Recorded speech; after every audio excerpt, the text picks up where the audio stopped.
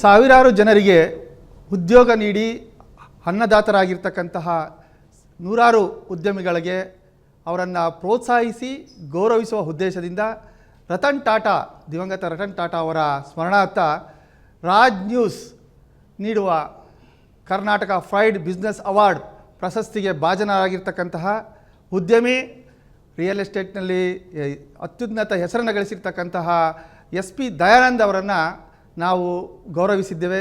Karnataka pride ಅವಾರ್ಡನ್ನು ಕೊಟ್ಟು ಆ ಮೂಲಕ ಅವರನ್ನು ನಾವು ಅವರ ಜೀವನದ ಒಂದು ಯಶೋಗಾಥೆಯನ್ನು ನಿಮ್ಮ ಮುಂದೆ ತೆರೆದಿಡುವ ಉದ್ದೇಶದಿಂದ ಇವತ್ತು ಅವರನ್ನೇ ಖುದ್ದಾಗಿ ಮಾತನಾಡಿಸಿ ನಿಮಗೆ ನಾವು ಅವರ ಪರಿಚಯವನ್ನು ಮಾಡಿಕೊಡ್ತಾ ಇದ್ದೀವಿ. ಈಗ SP ದಯಾನಂದ್ ಅವರು ನಮ್ಮ ಮುಂದೆ ಕೂತಿದ್ದಾರೆ. ಅವರು ಸಾವಿರಾರು ಉದ್ಯೋಗಿ ಕುಟುಂಬಗಳಿಗೆ ಇವತ್ತು ಅನ್ನದಾತರಾಗಿದ್ದಾರೆ. ಸಾವಿರಾರು ಬಡ ಕುಟುಂಬಗಳಿಗೆ ಮನೆಗಳನ್ನು ಸೂರುಗಳನ್ನು ಕೊಟ್ಟು ಅವರಿಗೆ ಆಶ್ರಯದಾತರಾಗಿದ್ದಾರೆ. ಅವರು ಸ್ವತಃ ಬಡ ಕುಟುಂಬದಿಂದ ಬಂದು ಇವತ್ತು ಒಂದು ದೊಡ್ಡ ಸಾಮ್ರಾಜ್ಯವನ್ನು ಕಟ್ಟುವ ಮೂಲಕ ಎಲ್ಲರಿಗೂ ಮಾದರಿಯಾಗಿದ್ದಾರೆ. ಅವರ ಈ ಒಂದು ನಡೆಯನ್ನು, ಅವರ ಈ ಒಂದು ಸಾರ್ಥಕತೆಯನ್ನು ನಾವು ಗುರುತಿಸುವ ಮೂಲಕ ಅವರಿಗೆ ಕರ್ನಾಟಕ ಪ್ರೈಡ್ ಬಿಸ್ನೆಸ್ ಅವಾರ್ಡನ್ನು ನೀಡಿದ್ದೇವೆ. ಈಗ ದಯಾನಂದ್ ಅವರನ್ನು ನಾವು ಮಾತನಾಡಿಸುವ ಮೂಲಕ ಅವರ ಜೀವನದ ಹೇಸೋಗಾತ ಹೇಗೆ ಸಾಗಿ ಬಂದರು ಇಲ್ಲಿವರೆಗೆ ಅನ್ನೋದನ್ನು ನಾವು ತಿಳಿದುಕೊಳ್ಳೋಣ. ಸರ್, SP ದಯಾನಂದ್ ಅವರಿಗೆ ನಾನು ಈ ಕಾರ್ಯಕ್ರಮಕ್ಕೆ ನಿಮಗೆ ಸ್ವಾಗತವನ್ನು ಕೋರ್ತಾ ಇದ್ದೀನಿ. ಸರ್, ನಿಮ್ಮ ಬಾಲ್ಯ ಜೀವನ ನೀವು ಈ ಉದ್ಯಮವನ್ನು ಸ್ಥಾಪಿಸುವ ಮೊದಲು ನಿಮ್ಮ ಜೀವನ ಏನು ಹೂವಿನ ಹಾಸಿಗೆ ಆಗಿರಲಿಲ್ಲ, ಒಂದು ಮುಳ್ಳಿನ ಮಾರ್ಗವಾಗಿತ್ತು. ಈ ಒಂದು ಮುಳ್ಳಿನ ಮಾರ್ಗವನ್ನು ಕ್ರಮಿಸಿ ಇವತ್ತು ಒಂದು ಹೂವಿನ ಹಾಸಿಗೆಯನ್ನು ನಿರ್ಮಿಸಿದಿರಿ. ಇದಕ್ಕೆ ನಿಮಗೆ ಯಾವ ರೀತಿ ಒಂದು ಪ್ರೋತ್ಸಾಹ ಸಿಕ್ತು, ನಿಮ್ಮ ಬಾಲ್ಯ ಜೀವನ ಹೇಗಿತ್ತು ಅನ್ನೋದನ್ನು ಸ್ವಲ್ಪ ನಮ್ಮ ಪ್ರೇಕ್ಷಕರಿಗೂ ಹೇಳುವ ಮೂಲಕ ಅವ್ರಿಗೂ ಒಂದು ಉತ್ತೇಜನವನ್ನು ಕೊಡಬೇಕಂತ ನಿಮ್ಮಲ್ಲಿ ಕೇಳ್ತಿದ್ದೀನಿ. ಮೊದಲನೇದಾಗಿ ರಾಜ್ ನ್ಯೂಸ್ ಅವ್ರಿಗೆ ಪ್ರೈಡ್ ಆಫ್ ಕರ್ನಾಟಕ ಅಂತೇಳಿ ಪ್ರಶಸ್ತಿ ಕೊಟ್ಟು ನನಗೆ ಹೆಚ್ಚಿನ ಜವಾಬ್ದಾರಿಯನ್ನು ಕೊಟ್ಟಿದ್ದಾರೆ. ಅವರಿಗೆ ಹೃತ್ಪೂರ್ವಕ ವಂದನೆಗಳನ್ನು ಹೇಳೋಕ್ಕೆ ಇಷ್ಟಪಡ್ತೀನಿ. ನಾನು ಹುಟ್ಟಿದ್ದು ಒಂದು ಚಿಕ್ಕ ಹಳ್ಳಿ. ಮೋಸ್ಟ್ಲಿ ನಾನು ಹುಟ್ಟಿದಾಗ ಹಳ್ಳಿಯಲ್ಲಿ ಒಂದು 200 ಜನ ಇರ್ಬೋದು ಅನಿಸುತ್ತೆ. ನಮ್ಮದು ಬೇಸಿಕಲಿ ಮಿಡ್ಲ್ ಫ್ಯಾಮಿಲಿ, ತುಂಬ ಮಧ್ಯಮ ಕುಟುಂಬದಿಂದ ಹುಟ್ಟಿದಂಥದ್ದು. ನನ್ನ ಅಪ್ಪ ಮತ್ತು ಅಮ್ಮ ಇಬ್ಬರು ಓದಿರಲಿಲ್ಲ. ಇಬ್ಬರು ಒಂಥರ ಅನ್ಯೋಜಕತೆ ತಪ್ಪಾಗ್ದು. ನಮಗೆ 2 ಬ್ರದರ್ಸ್ 2 ಸಿಸ್ಟರ್ಸ್. ಹುಟ್ಟಿದ್ದು ಚಿಕ್ಕ ಹಳ್ಳಿಯಲ್ಲಿ ಹುಟ್ಟಿ ಹಾಗೆ ಜೀವನ ಸಾಗ್ತಾ ಒಂದು ಹಳ್ಳಿಯಲ್ಲಿ ಓದಿ, ನಾನು ಓದಿದ್ದು ಒಂದು ಸರ್ಕಾರಿ ಪ್ರಾಥಮಿಕ ಶಾಲೆ, ಸರ್ಕಾರಿ ಪ್ರೌಢಶಾಲೆ, ಸರ್ಕಾರಿ ಪದವಿ ಪೂರ್ವ ಕಾಲೇಜಿಗೆ ಹೋದ ತಕ್ಷಣ ಎಲ್ಲೋ ಒಂದು ಕಡೆ ನನ್ನ ಫ್ರೆಂಡ್ಸು ಅವರು ಬೆಂಗಳೂರಲ್ಲಿ ಬಂದು ಏನೋ ಒಂದು ಕೆಲಸ ಮಾಡ್ತಾಯಿದ್ರು. ನಂದು ಬೇಸಿಕಲಿ ಏನಂದರೆ ನಮ್ಮದೆಲ್ಲ ಅವಾಗೆಲ್ಲ ಮಣ್ಣಿನ ಮನೆ. ನಿಮ್ಗೆ ಗೊತ್ತಿರೋದು ಹಳ್ಳಿ ಕಡೆ ಎಲ್ಲ, ಇವತ್ತು ನಮ್ಮ ನಾರ್ತ್ ಕರ್ನಾಟಕ ಕಡೆ ಈ ಮಣ್ಣಿನ ಛತ್ಗಳು ಇರ್ತವೆ. ಆ ಮಳೆ ಬಂದರೆ ಆ ಮಳೆಯೆಲ್ಲ ಬಂದಾಗ ಸೋರ್ತಾ ಇತ್ತು. ಅವು ನಮ್ಮ ತಾಯಿ ತಂದೆ ಎಲ್ಲ ನಮ್ಮನ್ನೆಲ್ಲ ಮಳೆ ಬಂದಾಗ ನಮ್ಮದೆಲ್ಲ ಬೇಸಿಕಲಿ ನಮ್ಮ ತಂದೆಗೆ 5 ಜನ ಅಣ್ತಂಬರು ಒಂದೇ ಮನೇಲಿ ಇರ್ತಾಯಿದ್ವಿ ಒಟ್ಟಿಗೆ. ಮಳೆ ಬಂದಾಗ ಅವರೆಲ್ಲ ಏನೋ ಕಂಬಳಿ ಹಿಡೋದು, ಒಂದು ಕೌದಿ ಹಿಡೋದು ನಮ್ಮನ್ನೆಲ್ಲ ಇದು ಮಾಡ್ತಾಯಿದ್ರು. ಬೆಂಗಳೂರು ಬರೋದು ನನಗೆಲ್ಲಿ ಕನಸು ಮನಸ್ಸಲ್ಲಿ ಇರಲಿಲ್ಲ. ಬೆಂಗಳೂರು ಬರಬೇಕು, ಬೆಂಗಳೂರಲ್ಲಿ ಕೆಲಸ ಮಾಡಬೇಕು ಅಂತ ಕನಸು ಮನಸ್ಸಿರಲಿಲ್ಲ. ಎಲ್ಲೋ ಒಂದು ಕಡೆ ಬಡತನ ಏನೋ ಒಂದು ಮಾಡಬೇಕು. ನಾವು ಜನರಲಾಗಿ ಹೇಳ್ತಿರ್ತೀವಿ, ಕೆಟ್ಟ ಮೇಲೆ ನಗರ ಶೇರು ಅಂತೇಳಿ. ಒಂಥರ ಹಳ್ಳಿಯಲ್ಲಿ ನಾವು ಏನಾಗಿದ್ದೆವು, ಒಂಥರ ಅದು ಇದು ಒಂದು ಚಿಕ್ಕದೊಂದು ಸಂಘಟನೆ ಮಾಡ್ಕೊಂಡಿದ್ದೆ, ಗಜಾನನ ಯುವಕರ ಸಂಘ ಅಂತೇಳಿ. ನಮ್ಮದೆಲ್ಲ ಫ್ರೆಂಡ್ಸ್ ಎಲ್ಲ ಸೇರಿ ಒಂದು ಸಂಘ ಮಾಡಿದ್ದೆವು. ಅಲ್ಲಿ ನಮ್ಮದು ಉದ್ದೇಶ ಏನಪ್ಪ ಅಂದರೆ, ಯಾರ್ದಾರು ಮದುವೆ ಇದ್ದರೆ ನಾವೇ ನಿಂತು ಮಾಡೋದು, ಯಾರ್ದಾರು ಮನೇಲಿ ಫಂಕ್ಷನ್ ಇದ್ದರೆ ನಾವೇ ನಿಂತು ಮಾಡೋದು. ಈ ಸರ್ಕಾರಿ ಶಾಲೆಗಳಿಗೆ ಗೌರ್ಮೆಂಟಿಂದ ಈ ಫುಟ್ಬಾಲು ವಾಲಿಬಾಲ್ಗಳೆಲ್ಲ ಬರ್ತಿತ್ತು. ಅಲ್ಲಿ ಹೋಗಿ ತಹಸೀಲ್ದಾರ್ ಆಫೀಸಿಗೆ ಅವ್ರಿಗೂ ಹೋಗಿ ತರಿಸ್ಕೊಡೋದು, ಇವೆಲ್ಲ ಮಾಡ್ತಿದ್ದೆವು. ಮಾಡಿಸ್ಕೊಟ್ಟು ಎಲ್ಲೋ ಒಂದು ಕಡೆ ಮನೆಯಲ್ಲಿ ಒಂದು ತಂದೆ ತಾಯಿಗೆ ನನ್ನ ಮಗ ಸುಮ್ಮನೆ ಉಡಾಳಾಗಿ ತಿರುಗಾಡ್ತಾ ಇದ್ದಾನೆ, ಏನು ಕೆಲಸ ಮಾಡ್ತಾಯಿಲ್ಲ, ಇಷ್ಟೊಂದು ಉಡಾಳ ಆದರೆ ನಾಳೆ ಅವ್ನ ಜೀವನ ಏನು ಮಾಡ್ತಾನೆ, ಅವೆಲ್ಲ ಮಾತುಗಳು ಎಲ್ಲೋ ಇದ್ದು ಅವತ್ತು ನನಗೆ ಬೆಂಗಳೂರು ಬರೋಕ್ಕಂತೇಳಿ 2004 ಅಕ್ಟೋಬರ್ಗೆ ಒಂದು ಪ್ರೇರಣೆ ಸಿಕ್ತು. ಆ ಬೆಂಗಳೂರು ಜರ್ನಿ 2004 ಅಕ್ಟೋಬರ್ ಬಂದ ಮೇಲೆ ಬೆಂಗಳೂರು ಏನಂತ ಗೊತ್ತಿಲ್ಲ, ಹೊಸದು ಬೆಂಗಳೂರು. ಫಸ್ಟ್ ಟೈಮ್ ನಾನು ಬೆಂಗಳೂರು ಬಂದೆ, ಫಸ್ಟ್ ಟೈಮ್. ಬಟ್ ಒಂದು ಗ್ಯಾರಂಟಿ ಏನಿತ್ತು ನನಗೆ, ಇಲ್ಲಿ ನನ್ನ ತಾಯಿಯ ಅಣ್ಣಂದಿರು 3 ಜನ ಇಲ್ಲಿ ಬೆಂಗಳೂರಿದ್ದರು. ಒಬ್ಬರು ಹೈಕೋರ್ಟ್ ಅಡ್ವೊಕೇಟು, ಒಬ್ಬರು JKVK ಕೆಲಸ ಮಾಡ್ತಿದ್ರು, ಒಬ್ಬರು ಫಾರ್ಮಸಿ ಇಟ್ಕೊಂಡಿದ್ರು. ಎಲ್ಲೋ ಒಂದು ಕಡೆ ನನಗೆ ಆ ಒಂದು ಕಾನ್ಫಿಡೆನ್ಸ್ ಜಾಸ್ತಿ ಇತ್ತು, ಓಕೆ ನಾನು ಮಾವ್ರ ಮನೇಲಿ ಇರ್ಬೋದು ಅಂತೇಳಿ. ಬಟ್ ಅದಕ್ಕೆ ನಾನು ಹೋಗಿ ಬರ್ತೀನಿ ಅಂತಂದಾಗ ನನ್ನ ಜೊತೆ ಒಂದು 4-5 ಜನ ಫ್ರೆಂಡ್ಸು ನಾವು ನಿನ್ನ ಜೊತೆ ಕೆಲಸಕ್ಕೆ ಬರ್ತೀವಿ ಅಂತ ಸ್ಟಾರ್ಟ್ ಆದರು. ಬಂದರು, ಒಂದು 3 ದಿನ 4 ದಿನ ಒಟ್ಟಿಗೆ ಇದ್ದೆವು. ಅವ್ರಿಗೆ ಬೆಂಗಳೂರು ಎಲ್ಲೋ ಒಂದು ಕಡೆ ಕಷ್ಟ ಅನ್ನಿಸ್ತು, ಊಟಕ್ಕೆ ಮಲ್ಕೊಳ್ಳೋಕ್ಕೆ ಜಾಗ ಇರಲಿಲ್ಲ. ಅವರು ವಾಪಸ್ ಹೋದರು. ನಾನು ಏನು ಮಾಡೋದು ಅಂತ ಕುಂತಾಗ ನನಗೆ ಸಿಕ್ಕಿದೆ ಒಂದು ಡೈಲಿ ನ್ಯೂಸ್ ಪೇಪರು. ಆ ಡೈಲಿ ನ್ಯೂಸ್ ಪೇಪರಲ್ಲಿ ಓದಿದೆ. ಅದರಲ್ಲಿ ಒಂದು ಅಡ್ವರ್ಟೈಸ್ಮೆಂಟ್ ಇತ್ತು, ವಸತಿ ಉಚಿತ, ತಿಂಗಳಿಗೆ 12,000 ರೂಪಾಯಿ ಸ್ಯಾಲ್ರಿ, ಊಟ ಫ್ರೀ ಅಂತ ಇತ್ತು. ನನಗೆ ಖುಷಿ ಆಯಿತು. ಓ ವಸತಿ ಫ್ರೀ, ಊಟ 12,000 ರೂಪಾಯಿ ಸ್ಯಾಲ್ರಿ, ಖುಷಿ ಅನ್ನಿಸ್ತು. ಅಲ್ಲಿಂದ ನನ್ನ ಜರ್ನಿ ಸ್ಟಾರ್ಟ್ ಆಗಿದ್ದು. ಇವತ್ತು ಬೆಂಗಳೂರಿಗೆ ಬಂದ ಮೇಲೆ ಒಂದು ಫೋನ್ ಕಾಲ್ ಮಾಡ್ತೀನಿ, ಅಲ್ಲಿಗೆ ಆ ಕಂಪ್ನಿಗೆ ಹೋಗ್ತೀನಿ, ಸರ್ ಈ ಥರ ಕಂಪ್ನಿಯಲ್ಲಿ ಜಾಬ್ ಇದೆ ಅಂತೇಳಿ. ಸರ್ ಅದರಲ್ಲಿ ನೀವು ಪ್ರಾಥಮಿಕ ಶಿಕ್ಷಣ ಹೇಗಿತ್ತು ಸರ್ ನಿಮ್ಮ ಬಾಲ್ಯದ ಹಳ್ಳಿ ಗ್ರಾಮೀಣ ಪ್ರದೇಶದ ಪ್ರಾಥಮಿಕ ಶಿಕ್ಷಣ ಹೇಗಿತ್ತು? ಸರ್ ಪ್ರಾಥಮಿಕ ಶಾಲೆಯಲ್ಲಿ ತುಂಬ ಒಂಥರ ಓದೋದ್ರಲ್ಲಿ ನಂಬರ್ 1 ಇದ್ದೆವು. ಬಟ್ ತುಂಬ ಕಿಡಿಗಾಡಿಕತ್ತ ಜಾಸ್ತಿ ಇತ್ತು ನಮ್ಮದು, ಏನೋ ಓಡಾಡ್ತಾನೆ ಅಂತ ಹೇಳ್ತೆ. ಬಟ್ ನಾನು ಓದಿದ್ದು ಪ್ರಾಥಮಿಕ ಶಾಲೆ ಆಸ್ಕಿ ಅಂತ ಗ್ರಾಮ ಬರುತ್ತೆ, ಈಗ ತಾಳಿಕೋಟೆ ತಾಲೂಕು, ಅದು ಆಸ್ಕಿ ಗ್ರಾಮ ಅಂತ ಬರುತ್ತೆ. 1 to 7th ಅಲ್ಲೇ ಮಾಡ್ತೀನಿ. ಒಂಥರ ಎಜುಕೇಷನ್ ವೈಸು ಮನೇಲಿ ಅದೊಂದು ಗೊತ್ತಿಲ್ಲ, ಅದೊಂದು ಓದೋದ್ರಲ್ಲಿ ಮಾತ್ರ ನಮ್ಮ 4 ಜನದಲ್ಲಿ. ಆಮೇಲೆ ನಾನು 7th ಫಸ್ಟ್ ಕ್ಲಾಸು, ಒಂದು ಓದೋದ್ರಲ್ಲಿ ತುಂಬ ಇದು ಇದ್ದೆ. ಓದ್ಕೊಂಡು ಆಮೇಲೆ 8th ನಾನು ವಜ್ಜಲ್ ಶಿಫ್ಟ್ ಮಾಡ್ತೀನಿ. ಅವಾಗ ಅಲ್ಲಿ ಪ್ರೌಢಶಾಲೆ ಸ್ಟಾರ್ಟ್ ಆಗುತ್ತೆ. ಪ್ರೌಢಶಾಲೆಯಲ್ಲಿನೂ ನಾನು ನಮ್ಮ ಊರಿಗೆ ಅವಾಗ 363 ತೊಗೊಂಡು ಫಸ್ಟ್ ಕ್ಲಾಸ್. ನಾನು ಅವಾಗ 363 ತೊಗೊಂಡ್ರೆ ಅದು ಟಾಪ್ ಮೋಸ್ಟ್. ಅದು ಫಸ್ಟ್ ಕ್ಲಾಸ್ ಬರ್ತೀನಿ. ಅದಾದಮೇಲೆ ಮತ್ತೆ ಸರ್ಕಾರಿ ಪದವಿ ಪೂರ್ವ ಕಾಲೇಜ್ ಅಂತ ಹೋಗ್ತೀವಿ. ಅಲ್ಲಿ ಸ್ವಲ್ಪ ಅವಾಗ ಕಾಲೇಜ್ ಅಂದ ತಕ್ಷಣ ಗೊತ್ತಲ್ಲ ರೀ, ಒಂದು ಬುಕ್ಸ್ ಇಟ್ಕೊಂಡು ಹೋಗೋದು ಕಾಲೇಜ್ಗೆ. ಆಮೇಲೆ ನಮ್ಮದು ಏನಿತ್ತಪ್ಪ ಅಂದರೆ, ನಾನು ಯಾವತ್ತೂ ಹೊಸ ಬುಕ್ ತೊಗೊಳ್ಳಿಲ್ಲ, ಸೀನಿಯರ್ ಬುಕ್ಸ್ನ ತೊಗೊಂಡು ಅದಕ್ಕೆ ಮತ್ತೆ ರ್ಯಾಪರ್ ಹಾಕಿ ಆ ಬುಕ್ಸ್ನ ಕಂಟಿನ್ಯೂ ಮಾಡ್ತಾಯಿದ್ದೆವು. ಯಾಕಂದ್ರೆ ಅದು ಹೊಸ ಬುಕ್ಸ್ ತೊಗೊಂಥ ಸ್ಟ್ರೆಂತು ಇರಲಿಲ್ಲ ಅವಾಗ. ಹಾಗಾಗಿ ನಾನು ಪ್ರಾಥಮಿಕ ಶಾಲೆ ಆಗಿರ್ಬೋದು, ಪ್ರೌಢಶಾಲೆ ಆಗಿರ್ಬೋದು, ಪದವಿ ಪೂರ್ವ ಕಾಲೇಜ್ ಆಗಿರ್ಬೋದು, ಸೀನಿಯರ್ ಕೊಡ್ತಕ್ಕಂಥ ಬುಕ್ಕಲ್ಲೇ ನಮ್ಮದೆಲ್ಲ ಎಜುಕೇಷನ್ ಮುಗಿತ್ತು. ಮೋಸ್ಟ್ಲಿ ನಾನು ಓವರಾಲಾಗಿ ಎಜುಕೇಷನ್ ಖರ್ಚು ಮಾಡಿದ್ರೆ ಭಾಳ ತುಂಬ ಕಡಿಮೆ ಅನಿಸುತ್ತೆ. ಒಂದು 500 ರೂಪಾಯಿ ಒಳಗಡೆ ನಾನು ಟೋಟಲ್ ಎಜುಕೇಷನ್ ಮುಗಿದಿರ್ಬೋದು ಅನಿಸುತ್ತೆ ಅವನಿಗೆ ಮಟ್ಟಿಗೆ. ಹೌದು.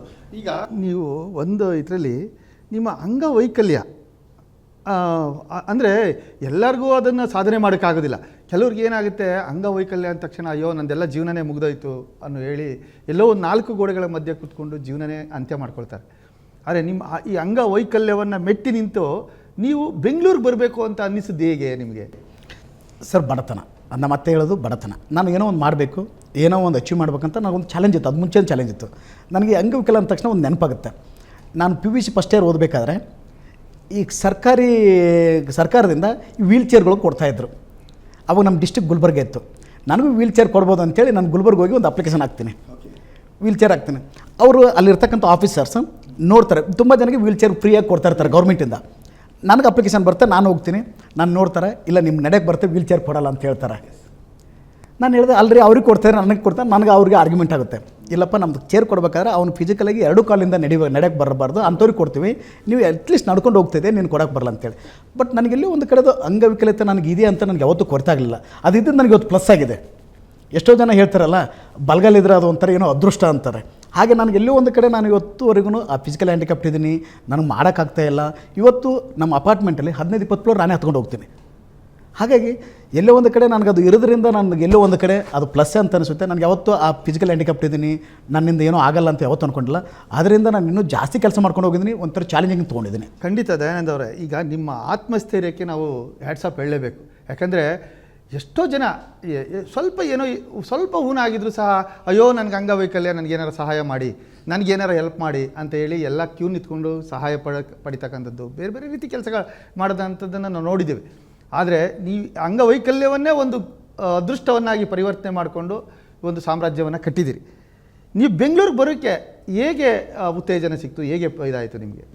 ನಾವು ಒಂದು 5-6 ಜನ ಫ್ರೆಂಡ್ಸ್ ಸೇರಿ ಒಂದು ಹೋಟೆಲಲ್ಲಿ ಕುಂತ್ಕೊಂಡು ಡಿಸ್ಕಸ್ ಮಾಡ್ತಿದ್ವು, ನಾವು ಏನಾದರೂ ಮಾಡಬೇಕು. ನನಗೊಂದು ಮುಂಚೆಯಿಂದ ಚಾಲೆಂಜಿಂಗ್ ಏನಂದರೆ, ಓದೋದ್ರಲ್ಲಿ ಆವಾಗಲೇ ಹೇಳ್ದಂಗೆ ತಮಗೆ, ನನಗೇನಾದರೂ ಒಂದು ಕೆಲಸ ಅಂತ ಬಂದಾಗ ನಾನು ಅದನ್ನು ಫುಲ್ ಕಂಪ್ಲೀಟ್ ಮಾಡೋರಿಗೆ ಬಿಡ್ತಾ ಇರಲಿಲ್ಲ. ಅದು ನನ್ನ ಸರ್ಕಾರಿ ನಂದು ಓದಿ ಎಜುಕೇಷನ್ ಕಾಲೇಜ್ವರೆಗೂ ಅಂದರು. ಡಿಸ್ಕಸ್ ಮಾಡ್ಬೇಕಾದ್ರೆ ಕೆಲವರೆಲ್ಲ ಫ್ರೆಂಡ್ಸು ಪುಣೆಗೆ ಹೋಗಿದ್ದರು, ಕೆಲವರ ಫ್ರೆಂಡ್ಸು ಬೇರೆ ಬೇರೆ ಸ್ಟೇಟ್ಗೆ ಹೋಗಿದ್ದರು. ನಾವೇನು ಮಾಡಿದ್ವು, ಇಲ್ಲಿ ಬೆಂಗಳೂರಿಗೆ ಹೋದರೆ ಕೆಲಸ ಸಿಗುತ್ತೆ, ಬೆಂಗಳೂರಲ್ಲಿ ಹೋದರೆ ದೊಡ್ಡ ಸಿಟಿ, ನಮ್ಗೆ ಅದು ಗೊತ್ತಿಲ್ಲ, ಹೊಸದು ಬೆಂಗಳೂರು ಹೇಗಿರುತ್ತೆ ಅಂತ ಗೊತ್ತಿರಲಿಲ್ಲ. ಏನೋ ಕೆಲಸ ಸಿಗುತ್ತೆ, ಬದುಕ್ಬೋದು, ಜೀವನ ಮಾಡ್ಬೋದು ಅಂತ ಒಂದು ಕಾನ್ಫಿಡೆನ್ಸಲ್ಲಿ ಬೆಂಗಳೂರು ಬಂದಿದ್ದು. ಎಲ್ಲ 5 ಜನ ಫ್ರೆಂಡ್ಸ್ ಸೇರಿ ಕೆಂಪಸ್ ಹೊತ್ಕೊಂಡು ಬೆಂಗಳೂರಿಗೆ ಬರ್ತೀವಿ. ಆ ಕೆಂಪಸ್ ಬಂದು ಇಳಿದ ತಕ್ಷಣ ನೋಡ್ತೀವಿ, ದೊಡ್ಡ ಎಷ್ಟೊಂದು ಜನ ನಾವು ಯಾವತ್ತೂ ನೋಡಿರಲ್ಲ. ಹಳ್ಳಿಯಲ್ಲಿ ನೋಡಿದ್ರೆ ಒಂದು 200-300 ಜನ ಹೋಗ್ತೀವಿ. ಬೆಳಗ್ಗೆ ಒಂದು 7:15 ಬಸ್ ಬಂದು ಲ್ಯಾಂಡ್ ಆಗುತ್ತೆ. ಆವಾಗ ಅಲ್ಲೇ ಫ್ರೆಶ್ ಅಪ್ ಆಗಬೇಕು. ಅಲ್ಲಿ ಬಾತ್ರೂಮ್ಗೆ ಹೋಗ್ತೀವಿ. ಬಾತ್ರೂಮ್ಗೆ ಹೋದ ತಕ್ಷಣ ಜನ ನಾವೇನೋ ಒಳಗಡೆ ಹೋಗಿಲ್ಲ, ಟಕ್ ಟಕ್ ಟಕ್ ಟಕ್ ಸೌಂಡು. ಇವತ್ತು ತಮ್ಮ ಮೆಜೆಸ್ಟಿಕಲ್ಲಿ ನೋಡಿರ್ಬೋದು. ಆವಾಗ ನಾವು ಬಂದಾಗ ಇನ್ನೂ ನಾವು ಒಳಗಡೆ ಹೋಗಿ ಏನೋ ಇದು ಮಾಡ್ತಾಯಿದ್ವಿ, ಟಕ್ ಟಕ್ ಟಕ್ ಸೌಂಡು, ಬನ್ನಿರಿ ಅಂತೇಳಿ. ನಮ್ಗೆ ಹೊಸದು ಹೊರಗಡೆ ಬರ್ತೀವಿ, ಅಲ್ಲೇ ಮುಖ ಎಲ್ಲ ವಾಶ್ ಮಾಡ್ತೀವಿ. 5 ಜನ ಡಿಸ್ಕಸ್ ಮಾಡಿ ಆ ಕೆಳಗಡೆ ನಿಮ್ಗೆ ಗೊತ್ತಿರ್ಬೋದು, ಆ ಮೆಜೆಸ್ಟಿಕ್ ಒಳಗಡೆ ಅಂಡರ್ಗ್ರೌಂಡ್ ಇದೆ. ಈ ಅಂಡರ್ಗ್ರೌಂಡಿಂದ ನಾವು ಬರ್ತಿರ್ಬೇಕಾದ್ರೆ ಅಲ್ಲೆಲ್ಲ ಈ ಸ್ಪೆಕ್ಸು, ಈ ಬುಕ್ಸು, ಬೆಲ್ಟು ಎಲ್ಲ ಸೇಲ್ ಮಾಡ್ತಾಯಿದ್ರು. ನಾವು ಬೆಂಗಳೂರು ಬಂದೀವಿ, ಫಸ್ಟ್ ಟೈಮ್ ಏನಾದರೂ ಪರ್ಚೇಸ್ ಮಾಡ್ಬೇಕಂತೇಳಿ ಅಲ್ಲೆಲ್ಲ 5 ಜನ ಹೋಗಿ ನಿಂತ್ಕೋತೀವಿ. ಅಲ್ಲಿ ಒಬ್ಬನ ಹತ್ರ ಕೇಳ್ತೀವಿ, ನನಗೊಂದು ವಾಚ್ ತೊಗೋಬೇಕಂತ ಪ್ಲ್ಯಾನ್ ಇರುತ್ತೆ. ಆ ವಾಚ್ ತೊಗೋಬೇಕಾದ್ರೆ ಅವ್ನು ಹೇಳ್ತಾನೆ ಫಸ್ಟು 350 ರೂಪಾಯಿನೂ ಸಮಥಿಂಗ್ ಏನೋ ಹೇಳ್ತಾನೆ. ನಾವು ಅದನ್ನು 100 ರೂಪಾಯಿ ಕೇಳ್ತೀವಿ. ನಮಗೆ ಗೊತ್ತಿಲ್ಲ ಅವ್ರವ್ರ ಟೀಮಲ್ಲಿ ಇರುತ್ತೆ ಅಂತೇಳಿ. ಅವನು ಇನ್ನೊಬ್ಬ ಬರ್ತಾನೆ, ನಾನು ಇದಕ್ಕೆ 250 ರೂಪಾಯಿ ಕೊಡ್ತಾನೆ ಅಂತಾನೆ.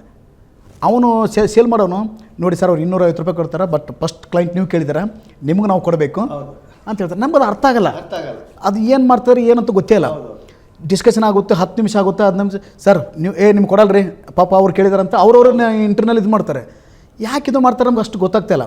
ಆಮೇಲೆ ಫೈನಲಿ 150 ರೂಪಾಯಿ ಕೊಟ್ಟು ವಾಚ್ ತೊಗೋತೀವಿ. ಈಗ ಗೊತ್ತಾಯ್ತು ಇತ್ತೀಚೆಗೆ, ಅದೊಂದು ಬಿಸ್ನೆಸ್ ಗಿಮಿಕ್ಕು. ಅವ್ರವ್ರ ಟೀಮ್ ಇರುತ್ತದು, ಅವ್ರವ್ರ ಟೀಮ್ ಇರುತ್ತೆ, ಅವ್ರದ್ದು ಇರುತ್ತೆ. ಯಾರಾದರೂ ಪರ್ಚೇಸರ್ ಹೋದಾಗ ಅವ್ರಿಗೆ ಆ ಥರ ಆಸೆ ತೋರಿಸೋದು, ಅಂದರೆ ಅದು ತೊಗೋಬೇಕು. ಅವ್ನು 250 ಕೇಳಿದ್ರೆ ನಮ್ಮ 150 ರೂಪಾಯಿ ಕೊಟ್ಟರೆ ಅಂದರೆ ನಾವು ಕಡಿಮೆ ಕೇಳಿದ್ದೀವಿ. ಅದೆಲ್ಲ ಒಳ್ಳೆ ಎಕ್ಸ್ಪೀರಿಯನ್ಸ್ ಆಗುತ್ತೆ ಬೆಂಗಳೂರು. ಅಂದರೆ ಬೆಂಗಳೂರಿಗೆ ಬಂದ ತಕ್ಷಣ ನಿಮ್ಮ ಮಾವರ ಮನೆ ಇತ್ತು, ನೀವು ಹೋದ್ರಿ. ಆದರೆ ಆ ಉದ್ಯೋಗವನ್ನು ಆರಿಸಿ ಫಸ್ಟ್ ದಿವಸ ಹೋದಾಗ ನಿಮ್ಗೆ ಏನು ಅನ್ನಿಸ್ತಾವೆ? ನನಗೆ ಬೆಂಗಳೂರು ಬಂದಾಗ ಇದೆಲ್ಲ ವ್ಯವಸ್ಥೆ ನೋಡಿದ ಮೇಲೆ ವಾಪಸ್ ಹೋಗ್ಬೇಕಂತ ಡಿಸೈಡ್ ಮಾಡಿದೆ. ಬೆಂಗಳೂರು ಬೇಡ ಸವಾಸ, ಇದು ನಮಗೆ ಬೆಂಗಳೂರಲ್ಲಿ ಇದು ನಮ್ದು ಏನಿದ್ರು ಊರಲ್ಲಿ ಏನೋ ಒಂದು ಪ್ರಾವಿಷನ್ ಸ್ಟೋರೋ, ಪಾನ್ ಬೀಡನೋ ಅಥವಾ ಹೊಲದಲ್ಲಿ ಕೆಲಸ ಮಾಡ್ಕೊಂಡು ಇರತಕ್ಕಂಥ ಜೀವನ ಇದು ನಮಗೆ ಸೆಟ್ ಆಗಲ್ಲ. ಯಾಕಂದ್ರೆ ಏನೇ ತೊಗೊಂಡ್ರೂ ದುಡ್ಡು ಬೇಕಿಲ್ಲಿ, ಏನೇ ಮಾಡಿದ್ರೂ ದುಡ್ಡು ಬೇಕಿಲ್ಲಿ. ಆವಾಗ ಅಂದ್ಕೊಂಡು ನಾ ಇದು ಮಾಡಿದಾಗ ಎಲ್ಲೇ ಒಂದು ಕಡೆ ಒಂದು ಕಂಪ್ನಿಗೆ ಅವಲೇ ಹೇಳಿದಾಗ ಆ ಕಂಪ್ನಿಗೆ ಇಂಟ್ರ್ಯೂಗೆ 12,000 ರೂಪಾಯಿ ಈ ಥರ ಊಟ ವಸತಿ ಫ್ರೀ ಅಂತಂದಾಗ ಆ ಕಂಪ್ನಿಗೆ ಹೋಗ್ತೀವಿ. ಆ ಕಂಪ್ನಿಗೆ ಹೋದಾಗ ಆ ಕಂಪ್ನಿ ಆಲ್ಮೋಸ್ಟ್ ಅಲ್ಲ 5:30 ಆಗಿರುತ್ತೆ. ಸಂಜೆ ಆಗಿರುತ್ತೆ, 5:30ಗೆ ಇಂಟ್ರ್ಯೂ ಕ್ಲೋಸ್ ಆಗಿಬಿಟ್ಟಿರುತ್ತೆ. ಕ್ಲೋಸ್ ಆದಾಗ ನಾನು ಅವ್ರಿಗೆ ಕೇಳ್ತೀನಿ, ನೋಡಿ ಸರ್ ಮತ್ತೆ ನಾನು ಇರೋಕ್ಕಾಗಲ್ಲ, ಏನು ಮಾಡೋದು ಅಂತೇಳಿ. ಆಯ್ತು ಇವತ್ತೊಂದು ದಿನ ಹಾಲ್ಟ್ ಇರಿ ಅಂತ ಹೇಳ್ತಾರೆ. ನಾನು ಹಾಲ್ಟ್ ಇರ್ತೀನಿ. ಬೆಳಗ್ಗೆ 5:30ಗೆ ಎಲ್ಲ ಹುಡುಗರು ಎದ್ದೇಳ್ತಾರೆ. ನನಗೆ ಗೊತ್ತಿಲ್ಲ, ಆ company called WWI wholesale warehouse India limited ಅಂತೇಳಿ ಅದೊಂದು company. It's A direct marketing company. ಅದು ಬೆಳಗ್ಗೆ ಒಂದೇ ಬಾತ್ರೂಮಲ್ಲಿ ಒಬ್ಬ ಸ್ನಾನ ಮಾಡ್ತಾಯಿದ್ದಾನೆ, ಒಬ್ಬ ಬ್ರಷ್ ಮಾಡ್ತಾಯಿದ್ದಾನೆ, ಒಬ್ಬ ದಿನನಿತ್ಯದ ಕೆಲಸ ಮಾಡ್ತಾಯಿದ್ದಾನೆ, ಎಲ್ಲ ಮಾಡ್ತಾರೆ. ಒಂದು 7-8 ಜನ ಎಟ್ ಎ ಟೈಮ್ ಆ ಬಾತ್ರೂಮಲ್ಲಿ ಕೆಲಸ ಮಾಡ್ತಾಯಿದ್ದಾರೆ ಟೋಟ್ಲಿ. ನನಗೆ ಹೆಂಗೆ ಹೋಗೋದಪ್ಪ ಬಾತ್ರೂಮ್ ಅಂತ ನನಗಿದು. ಆ ಹುಡುಗ ಬಂದಟ್ಟು ಹೊಸ ಸೀನಿಯರ್ ಹುಡುಗ ಬನ್ರಿ ಅಂತ ನಾನು ಕರ್ಕೊಂಡು ಹೋದ. ನಾನು ಅದೇ ಇದರಲ್ಲಿ ಸ್ನಾನ ಮಾಡಿದೆ. ಸ್ನಾನ ಮಾಡಿಕೊಂಡು ಹೊರಗಡೆ ಬಂದೆವು. ಆಯಿತು 9 ಗಂಟೆ ಆಯಿತು, ನಡ್ರಿ ಎಲ್ಲ ಕೆಲಸಕ್ಕೆ ಅಂತ ಹೇಳಿದ್ರು. ನನಗೊಂದು ಬ್ಯಾಗ್ ಕೊಟ್ಟರು. ಯಾವ ಏರಿಯಾದಲ್ಲಿ ನಿಮ್ಮ ಕೆಲಸಕ್ಕೆ ಸ್ಟಾರ್ಟ್ ಆದದ್ದು? 2005 ಯಾವ ಏರಿಯಾ? ಫಸ್ಟ್ ಕಗ್ದಾಸ್ಪುರ. DRDOಗೆ ಹೋಗ್ತೀವಿ ಫಸ್ಟ್. ಆ DRDOಗೆ ಹೋದಾಗ ಆಲ್ಮೋಸ್ಟ್ ಅಲ್ಲಿ ಒಂದು 11:30-12 ಗಂಟೆ ಆಗಿರುತ್ತೆ. DRDO ಒಳಗಡೆ ಆ ಸೆಕ್ಯೂರಿಟಿ ತುಂಬ ಟೈಟ್ ಇರುತ್ತೆ. ನಮ್ಮ ಹುಡುಗ ಏನೋ ಒಂದು ಅವನ ಜೊತೆ ನಾನು ಇನ್ನೊಂದು 3 ಜನ ಒಟ್ಟಿಗೆ ಒಂದು 5 ಜನ ಹೋಗ್ತೀವಿ ಒಳಗಡೆ. ಅವ್ನು ಬೆಲ್ ಮಾಡ್ತಾನೆ. ಅವ್ನು ಏನು ಕೋಪದಲ್ಲಿದ್ದು ಗೊತ್ತಿಲ್ಲ, ನಮ್ಮ ಬಂದು ಸೀನಿಯರ್ ಹುಡುಗನ ಹೊಡೆದ್ಬಿಡ್ತಾನೆ. ಹೊಡೆದ ತಕ್ಷಣ ನನಗೆ ಅಲ್ಲಿ ಭಯ ಸ್ಟಾರ್ಟ್ ಆಗಿಬಿಡುತ್ತೆ. ಅಯ್ಯೋ ಇಷ್ಟೊಂದು ಟೈಟ್ ಜಾಬಾ, ಇಷ್ಟೊಂದು ಕಷ್ಟದ ಜಾಬಾ ಅಂತೇಳಿ. ಆಮೇಲೆ ಕೇಳ್ತೀನಿ, ಅವನ್ನೆಲ್ಲ ಹುಡುಗರು ಓಡೋಗ್ತಾರೆ, ನಾನು ಓಡಿ ಬರ್ತೀನಿ, ಎಲ್ಲ ಬ್ಯಾಗೆಲ್ಲ ತೊಗೊಂಡು ಬರ್ತೀವಿ. ಸೆಕ್ಯೂರಿಟಿ ಮತ್ತೆ ಬ್ಯಾಗ್ ಹಿಡ್ಕೋತಾರೆ, ವಾಪಸ್ಸು ಬ್ಯಾಗ್ ಕೊಡಲ್ಲ. ವಾಪಸ್ ಸಾಯಂಕಾಲ ಆಫೀಸ್ಗೆ ಬರ್ತೀವಿ. ನಾನು ನಮ್ಮ ಹುಡುಗನಿಗೆ ಹೇಳ್ತೀನಿ, ಸೀನಿಯರ್ ಅವ್ನಿಗೆ, ಸರ್ ನಾನು ಬೇಡ ಸರ್, ಬೆಂಗಳೂರು ಸಾಕು, ಸಾವಾಸ ಬೇಡ ಸರ್, ನಾನು ಊರಿಗೆ ವಾಪಸ್ ಹೋಗ್ತೀನಿ ಅಂತ ಹೇಳ್ತೀನಿ. ಊರಿಗೆ ಹೋದಾಗ ಅವನು ಒಂದು ಮಾತು ಇವತ್ತು ನನ್ನ ನೆನಪಿದೆ, ನೋಡು ನೀನು ಏನೋ ಮಾಡ್ತೀನಂತ ಬೆಂಗಳೂರು ಬಂದಿದೆಯಾ, ನೀನು ಮಾಡ್ತೀನಂತ ಬಂದಾಗ ನೀನು ಹೋದರೆ ನೀನು ಕೈಲಾಗ್ದವನು ಅಂತ ಅನ್ಕೋತಾರೆ. ನಿನ್ನಿಂದ ಎಲ್ಲೋ ಒಂದು ಕಡೆ ನನಗನ್ನಿಸುತ್ತೆ ನೀನು ಮಾಡ್ಬೋದು ಅಂತ ಹೇಳ್ತಾನೆ. ಆ ಹುಡುಗಂದು ಇವತ್ತು ನಾನು ನೆನೆಸ್ತಾ ಇರ್ತೀನಿ. ಯಾವಾಗಲೂ ನಾನು ತುಂಬ ಇಂಟರ್ವ್ಯೂಗಳಲ್ಲಿ ಹೇಳಿದ್ದೀನಿ ಆ ಹುಡುಗನ ಬಗ್ಗೆ. ಅವ್ನು ಅಷ್ಟು ಹೇಳಿದ್ದು ಗೊತ್ತಿಲ್ಲ ನನಗೆ. ಮೋಟಿವೇಶನ್ ಆಗುತ್ತೆ. ಮೋಟಿವೇಶನ್ ಆಗಿ ಹಾಗೆ ಅಲ್ಲೇ ಇರ್ತೀನಿ. ಅಲ್ಲಿ ಇದ್ದು ಕೆಲವು ದಿನಕ್ಕೆ ನನಗೆ ಅದರಿಗಿಂತ ಮುಂಚೆ ನಮ್ಮ ಸೀನಿಯರ್ ಇರ್ತಾರೆ, ನಮ್ಮ ಸತೀಶ್ ಅವರು. ಅದೇ ಕಂಪ್ನಿಯಲ್ಲಿ ಹೋಲ್ಸೇಲ್ ವೇರ್ಹೌಸ್ ಇಂಡಿಯಾ ಲಿಮಿಟೆಡಲ್ಲಿ ಆಲ್ರೆಡಿ ಅವರು ಮ್ಯಾನೇಜರ್ ಲೆವೆಲ್ಗೆ ಹೋಗಿಬಿಟ್ಟಿರ್ತಾರೆ. ಅವರು ಆಲ್ರೆಡಿ ಸೇಮ್ WWಲ್ಲಿ ಇರ್ತಾರೆ. ನನಗೆ ಅವರಿಗೆ ಆತ್ಮೀಯತೆ ಬೆಳೆಯುತ್ತೆ, ಒಂದು ಪರಿಚಯ ಬೆಳೆಯುತ್ತೆ. ನಮ್ದು ಅಲ್ಲಿಂದ ನಮ್ಮಿಬ್ಬರು ಜರ್ನಿ ಸ್ಟಾರ್ಟ್ ಆಗುತ್ತೆ. ಅಂದರೆ ನೀವು ಆ ಕಂಪ್ನಿಲಿ ಕೆಲಸ ಮಾಡ್ತಾ ಇದ್ದಾಗ ನೀವು ರಿಯಲ್ ಎಸ್ಟೇಟ್ ಉದ್ಯಮದತ್ತ ಒಂದು ಹೆಜ್ಜೆಯನ್ನು ಇಟ್ರಿ ಅಂತ ಅನಿಸುತ್ತೆ. ಇನ್ನೂ ರಿಯಲ್ ಎಸ್ಟೇಟ್ ಇಟ್ಟಿರಲಿಲ್ಲ ನಾವು. ಅಲ್ಲಿದ್ದಾಗ ನಮ್ಮಿಬ್ಬರು ಪರಿಚಯ ಆಗುತ್ತೆ, ಒಂದು ಫ್ರೆಂಡ್ಶಿಪ್ ಬೆಳೆಯುತ್ತೆ, ಆತ್ಮೀಯತೆ ಬೆಳೆಯುತ್ತೆ. ಅಲ್ಲಿ ಪಕ್ಕದವರು ಒಬ್ಬರು ಆಲ್ರೆಡಿ ಈ ನಾಗೇನಹಳ್ಳಿ ಅಂತ ಬರ್ತೀವಿ ಹೆಬ್ಬಾಳ ಹತ್ರ, ಅಲ್ಲಿ ಒಂದು 16 ಮನೆ ಕಟ್ಟಿರ್ತಾರೆ ಅವರು. 16 ಮನೆ ಕಟ್ಟಿ ಅವ್ರು ಸೇಲ್ ಮಾಡೋಕ್ಕಾಗಿರಲ್ಲ. ಪ್ರಾಜೆಕ್ಟ್ ಅಲ್ಲಿ ಮುಗಿದು 1 ವರ್ಷ ಆಗಿರುತ್ತೆ. ಕಟ್ಟಕ್ಕೆ ಸೇಲ್ ಮಾಡೋಕ್ಕಾಗಿರಲ್ಲ. ಅವ್ರು ಬಂದು ಹೇಳ್ತಾರೆ, ನೋಡಿ ನೀವಿಬ್ಬರು ಇದ್ದೀರಾ, ನೀವೇನಾದ್ರು ಸೇಲ್ ಮಾಡ್ತೀನಪ್ಪ ಅಂದರೆ ನಾನು ನಿಮ್ಗೆ 16 ಮನೆ ಕೊಡ್ತೀನಿ ಅಂತ ಹೇಳ್ತಾರೆ. ಆವಾಗ ನಾನು ನಮ್ಮ ಸತೀಶ್ವರ್ ಸೇರಿ ಅದನ್ನು ಆಯಿತು ಅಂತ ನಾವು ಒಪ್ಕೋತೀವಿ. ಅವ್ರ ಹತ್ರ ಒಂದು ಬೇಸಿಕ್ ಪ್ರೈಸ್ ಮಾತಾಡ್ತೀವಿ. ಮಾತಾಡಿ ಹೌದು ಗೊತ್ತಿಲ್ಲ, ಬಿಲ್ಡರ್ ಅದೃಷ್ಟ ಇತ್ತು, ನಮ್ಮ ಅದೃಷ್ಟ ಇತ್ತು ಗೊತ್ತಿಲ್ಲ, ಅಲ್ಲಿಂದ ನನ್ನ ಲೈಫ್ ನನ್ನ ಜರ್ನಿ ಚೇಂಜ್ ಆಗಿದ್ದು. ನಂದು ಅಲ್ಲಿಂದ ಲೈಫ್ ಟರ್ನ್ ಅಂತ ಹೇಳಿದ್ರೆ ತಪ್ಪಾಗರ್ದು. ನಿಮಗೆ ಬೆಂಗಳೂರಿಗೆ ಬಂದ ನಂತರ ಭಾಳ ಕೆಟ್ಟ ಅನುಭವ ಆದಂಥ ಪರಿಸ್ಥಿತಿ ಯಾವುದು? ಒಂದು ಒಳ್ಳೆಯ ಅನುಭವ ಅನಿಸಿದ್ದ ಪರಿಸ್ಥಿತಿ ಯಾವುದು? ಕೆಟ್ಟ ಅನುಭವ ಅಂತಂದರೆ ಎಷ್ಟೋ ಸೇರೆ ಊಟ ಇಲ್ಲದೇ ಟೆಂಪಲಲ್ಲಿ ಮಲಗಿದ್ದೀವಿ, ಪ್ರಸಾದ ಕಂಡ್ರೆ ಓಡೋಗ್ತಾ ಇದ್ದೀವಿ. ಯಾರಾದರೂ ಚೌಟ್ರಿಯಲ್ಲಿ ಮದುವೆ ಇದೆ ಅಂದರೆ ಕದ್ದು ಮುಚ್ಚಿ ಊಟ ತಿಂದಿದ್ವಿ. ಅದು ಅಂದ್ರೆ ಹೊಟ್ಟೆಗೆ ಏನೋ ಯಾಕಂದ್ರೆ ಏನು ಬೇಕಾದ್ರೂ ತಡ್ಕೊಬೋದಂತೆ, ಹೊಟ್ಟೆ ತಡ್ಕೊಳಕ್ಕಾಗಲ್ಲಂತೆ. ಎಲ್ಲೋ ಒಂದು ಕಡೆ ಅವೆಲ್ಲ ನೋಡಿದಾಗ ನಾನು ಬೇಡ ಅಂತ ಡಿಸೈಡ್ ಮಾಡಿದವನು ಈ ರಿಯಲ್ ಎಸ್ಟೇಟ್ ಎಂಟ್ರಿ ಏನು ಅವರು ಪಾಪ ತಾತ ಬಂದು ಹಿಂಗೆ ನಮ್ಮದು ಕಟ್ಟಿದ್ದೀವಿ ನಾಗೇನಹಳ್ಳಿ ಅಂತ ಬಂದ್ರಲ್ಲ, ಅದು ಜೀವನದ ಒಂದು ಒಳ್ಳೆ ದಾರಿ ಅಂತ ಹೇಳೋಕ್ಕೆ ಇಷ್ಟಪಡ್ತೀನಿ. ಯಾಕಂದ್ರೆ ಇವತ್ತೇನಾದರೂ ಈ ಮಟ್ಟಿಗಿದ್ದೀನಿ, ಇವತ್ತು ಇಲ್ಲಿ ಕುಂತಿದ್ದೀನಪ್ಪ ಅಂತಂದರೆ ಆ ಪ್ರಾಜೆಕ್ಟ ನಮಗೆ ಇವತ್ತು DS Max ಅಂತ ಮಾಡಿರೋದು. DS Max ಅಂತ ಬ್ರ್ಯಾಂಡ್ ಮಾಡಿದ್ದು ಇವತ್ತೇನಂದರೆ ಆ ಪ್ರಾಜೆಕ್ಟ್. ನೀವು ಬೆಂಗಳೂರಿಗೆ ಬಂದ ನಂತರ ಅಪ್ಪ ಅಮ್ಮನಿಗೆ ನೀವು ಹೇಳ್ಬಿಟ್ಟು ಬಂದಿರ್ತೀರಿ ನಾನು ಬೆಂಗಳೂರಿಗೆ ಹೋಗ್ತೀನಿ ಅಂತ. ಅವರು ನಿಮ್ಮನ್ನ ಕನ್ಸರ್ಡ್ ಏನಾಯ್ತಪ್ಪ ದಯಾನಂದ್ ಏನು ಮಾಡ್ತಾ ಇದೆಯಾ ಅಂತ ನಿಮ್ಮನ್ನ ಆತಂಕ ವ್ಯಕ್ತಪಡಿಸಿದ್ದು ಆಗಲಿ ಅಥವಾ ಪ್ರೋತ್ಸಾಹ ನೀಡಿದ್ದಾಗಲಿ? ಒಂದೂವರೆ ವರ್ಷ ನಾನು ಮನೇಲಿ ಹೇಳ್ದೇ ಕದ್ದು ಮುಚ್ಚಿ ಓಡಿ ಬಂದಿದ್ದು ಬೆಂಗಳೂರಿಗೆ ಕೆಲಸ ಮಾಡ್ಬೇಕಂತೇಳಿ. ಬಂದಾಗ ನನ್ನ ತಾಯಿಗೆ ಸ್ವಲ್ಪ ಹೆಲ್ತ್ ಇಶ್ಯೂ ಇರುತ್ತೆ. ಅವಾಗ ನಮ್ಮ ತಾಯಿಯವ್ರಿಗೆ ಹೆಲ್ತ್ ಇಶ್ಯೂ ಇರುತ್ತೆ. ಅವಾಗಿನ್ನೂ ನನ್ನ ಸ್ಟಾರ್ಟಿಂಗ್ ಜರ್ನಿ ಅವಾಗ. ಬಟ್ ಎಲ್ಲೋ ಒಂದು ಕಡೆ ನನ್ನ ನಂಬರ್ ಸಿಗುತ್ತೆ. ನನ್ನ ನಂಬರಲ್ಲಿ ನನ್ನ ಬ್ರದರ್ ಟಚಲ್ಲಿ ಬರ್ತಾರೆ, ನಮ್ಮ ರಿಲೇಷನ್ ಟಚಲ್ಲಿ ಬರ್ತಾರೆ, ಎಲ್ಲರೂ ಮಾತುಕತೆ ಸ್ಟಾರ್ಟ್ ಆಗುತ್ತೆ. ಬಟ್ ನನ್ನ ಅಪ್ಪ ಅಮ್ಮನಿಗೆ ಒಂದು ಧೈರ್ಯ ಕೊಡ್ತಿರ್ತಾನೆ, ನಾನೀಗ ಆರಾಮಿದ್ದೀನಿ, ಚಲೋ ಇದ್ದೀನಿ, ನನಗೇನೋ ಒಂದು ಕೆಲಸ ಸಿಕ್ಕಿದೆ. ಯಾಕಂದ್ರೆ ಅವಾಗ ನಾವಿಬ್ಬರು, ನಾನು ನಮ್ಮ ಸತೀಶ್ ಅವರು ಒಟ್ಟಿಗೆ ಇವೆಲ್ಲ ಮಾಡ್ತಾ ಇರ್ತೀವಿ. ಅವಾಗಿನಿಂದ ಅವ್ರಿಗೊಂದು ಕಾನ್ಫಿಡೆನ್ಸ್, ಚೆನ್ನಾಗಿದೆಯಪ್ಪ ಬಾ ಅಂತೇಳಿ. ಬಟ್ ಆಲ್ಮೋಸ್ಟಲ್ಲಿ ನಾನು 2004 ಬಂದು 2008ವರೆಗೆ ನಾನು ಊರ ಕಡೆ ಹೋಗಿರಲ್ಲ. 4 ವರ್ಷ ಊರ ಕಡೆ ಹೋಗಿರಲ್ಲ. ದ ರೀಸನ್ ಏನಪ್ಪ ಅಂದರೆ, ನಾನು ಹೋದರೆ ಜನ ಏನು ಮಾತಾಡ್ತಾರೆ, ಏನೋ ದೊಡ್ಡದಾಗಿ ಮಾಡ್ತಾನಂತ ಬೆಂಗಳೂರು ಹೋದ, ಏನು ಮಾಡಿದೆ ವಾಪಸ್ ಬಂದಂತ ಮಾತಾಡ್ತಾರೆ ಅಂತೇಳಿ 4 ವರ್ಷ ಹೋಗಿರಲಿಲ್ಲ. ಯಾವಾಗ ನನ್ನ ತಾಯಿ ಹೆಲ್ತು ತುಂಬ ಕೆಟ್ಟೋಗುತ್ತೆ ಅವಾಗ ಅನಿವಾರ್ಯವಾಗಿ ನಾನು ಊರಿಗೆ ಹೋಗ್ತೀನಿ. ಊರಿಗೆ ಹೋದಾಗ ನಮ್ಮ ತಾಯಿ ಉಳ್ಸೋಕ್ಕೆ ನಮ್ಮ ರಿಲೇಷನ್ ಹತ್ರ ದುಡ್ಡು ಕೇಳ್ತೀವಿ, ಫ್ರೆಂಡ್ಸ್ ಹತ್ರ ದುಡ್ಡು ಕೇಳ್ತೀವಿ, ಬೇರೆ ಹತ್ರ ದುಡ್ಡು ಕೇಳ್ತೀವಿ. ಅವಾಗ ಕೆಲವರು ಯಾರು ಕೊಡಲ್ಲ, ಇಲ್ಲ ಅಂತಾರೆ, ಏನೋ ಒಂದು ರೀಸನ್ನಲ್ಲಿ ಇಲ್ಲ ಅಂತೇಳಿ. ಆದರೆ ನಮ್ಮ ತಾಯಿನ ಉಳ್ಸೋಕ್ಕೆ ಏನೇನೋ ಪ್ರಯತ್ನ ಮಾಡ್ತೀವಿ. ಅವರು 2008ಅಲ್ಲಿ ನಮ್ಮ ತಾಯಿನ ಕಳ್ಕೊತೀನಿ. ಕಳ್ಕೊಂಡ್ಮೇಲೆ ಅದು ಕಾರ್ಯ ಎಲ್ಲ ಮುಗಿಸ್ಕೊಂಡು ಮತ್ತೆ ಬೆಂಗಳೂರು ಬರ್ತೀವಿ. ಆವಾಗ ಇದೆಲ್ಲ ಸ್ಟಾರ್ಟ್. ಆರಂಭಿಕ ದಿನಗಳಲ್ಲಿ ನೀವು ಬಂದ್ರಿ ಬೆಂಗಳೂರಿಗೆ ಬಂದಾಗ ನೀವು ಸಂಬಂಧಿಕರ ಮನೆಯಲ್ಲಿ ಆಶ್ರಯ ಪಡ್ಕೊಂಡಿದ್ರಿ. ಅವರು ನಿಮಗೆ ಉದ್ಯೋಗದ ಮಾರ್ಗಗಳನ್ನೇನಾರ ತೋರಿಸ್ಕೊಟ್ರ, ಹೇಗೆ? ಸರ್, ಅವರು ಪಾಪ ಅವ್ರ ಪ್ರಯತ್ನ ಮೀರಿ ನನಗೆ ಒಂದು ಕೊಟ್ಟರು. ನಮ್ಮ ಫಸ್ಟ್ ಮಾವರು ನನಗೆ ಒಂದು ಪಿನ್ನ ಇಂಡಸ್ಟ್ರಿಯಲ್ಲಿ ಕರ್ಕೊಂಡು ಹೋಗ್ತಾರೆ. ಕರ್ಕೊಂಡೋಗಿ ಅಲ್ಲಿ ಒಂದು ಕಂಪ್ನಿಗೆ ಸೇರಿಸ್ತಾರೆ. ಸೇರಿಸಿದಾಗ ಅದು ಬೇಸಿಕಲಿ ಬೂಚ್, ಈಗ ಬಾಟ್ಲಿಗೆ ಕ್ಯಾಪಿಂಗ್ ಇದು ಮಾಡೋದು, ಅದರಲ್ಲಿ ಜಾಯ್ನ್ ಆಗುತ್ತೆ. ಅಲ್ಲಿ ನನಗೊಂದು 2,000 ರೂಪಾಯಿ ಸ್ಯಾಲ್ರಿ ಕೊಡ್ತಾರೆ. ಬಟ್ ಅಲ್ಲಿ ಪ್ರಾಬ್ಲಮ್ ಏನಾಗುತ್ತಪ್ಪ, ನಂದು ನನಗೆ ಇಂಗ್ಲೀಷ್ ಕಮ್ಯುನಿಕೇಷನ್ ಗೊತ್ತಿರಲ್ಲ, ಕೆಲಸ ಪ್ರೆಷರ್. ನಾನು ಎಲ್ಲೇ ಒಂದು ಕಡೆ 2-3 ನನ್ನ ಕಡೆಯಿಂದ ಮಿಸ್ಟೇಕ್ ಆಗುತ್ತೆ. ಅವಾಗ ಅವರು HOD ಬಂದುಬಿಟ್ಟು, ಇಲ್ಲಪ್ಪ ನಿನ್ನ ಕೆಲಸ ಸಾಕು, ನಿನ್ನಿಂದ ಬರೀ ಡ್ಯಾಮೇಜ್ ಆಗ್ತಾ ಇದ್ದಾವೆ, ಕೊಡೋಕ್ಕಾಗಲ್ಲ ಅಂತೇಳಿ ವಾಪಸ್ ಕಳಿಸ್ತಾರೆ. ವಾಪಸ್ ಕಳಿಸಿದಾಗ ನಾನು ಮತ್ತೆ ನಮ್ಮ ಅಡ್ವೊಕೇಟ್ ಮನೆಗೆ ಬರ್ತೀನಿ. ಅವ್ರು ನಮ್ಮ ಸೀನಿಯರ್, ನಮ್ಮ ಮಾವ, ನಮ್ಮ ತಾಯಿ ಅಣ್ಣ ಅವರು ಮನೆಗೆ ಬರ್ತೀನಿ. ಅವರು ಪ್ರಯತ್ನ ಮಾಡಿ ಎಲ್ಲ ಕಡೆಯೂ ಕೆಲಸ ಮಾಡೋಕ್ಕೆ ಸ್ಟಾರ್ಟ್ ಮಾಡ್ತಾರೆ. ಕೆಲಸ ಸಿಗಲ್ಲ. ಅವ್ರು ಒಂದು ಮಾತು ಹೇಳ್ತಾರೆ, ನಾನು ಖರ್ಚಿಗೆ ದುಡ್ಡು ಕೊಟ್ಟು, ನೀನು ಊರಿಗೆ ಹೋಗ್ಬಿಡಪ್ಪ, ನಿನ್ಗೆ ಯಾಕೋ ಆಗ್ತಾಯಿಲ್ಲ, ನೀನು ಸುಮ್ಮನೆ ಊರಲ್ಲಿ ಇದ್ಬಿಟ್ರೆ ನಿಮ್ಮ ಅಪ್ಪ ಅಮ್ಮನ ನೋಡ್ಕೊಳಕ್ಕಾಗುತ್ತೆ, ನೀನು ಊರಿಗೆ ಹೋಗಪ್ಪ ಅಂತಾರೆ. ಈಗ ಅನ್ನಿಸ್ತು ನಿಮ್ಗೆ ಅವ್ರು ಊರಿಗೆ ಹೋಗುವಂದಾಗ? ಯಾಕಂದರೆ ನೀವು ಬಂದುಬಿಟ್ಟಿದ್ದೀರಿ ಊರಿಂದ.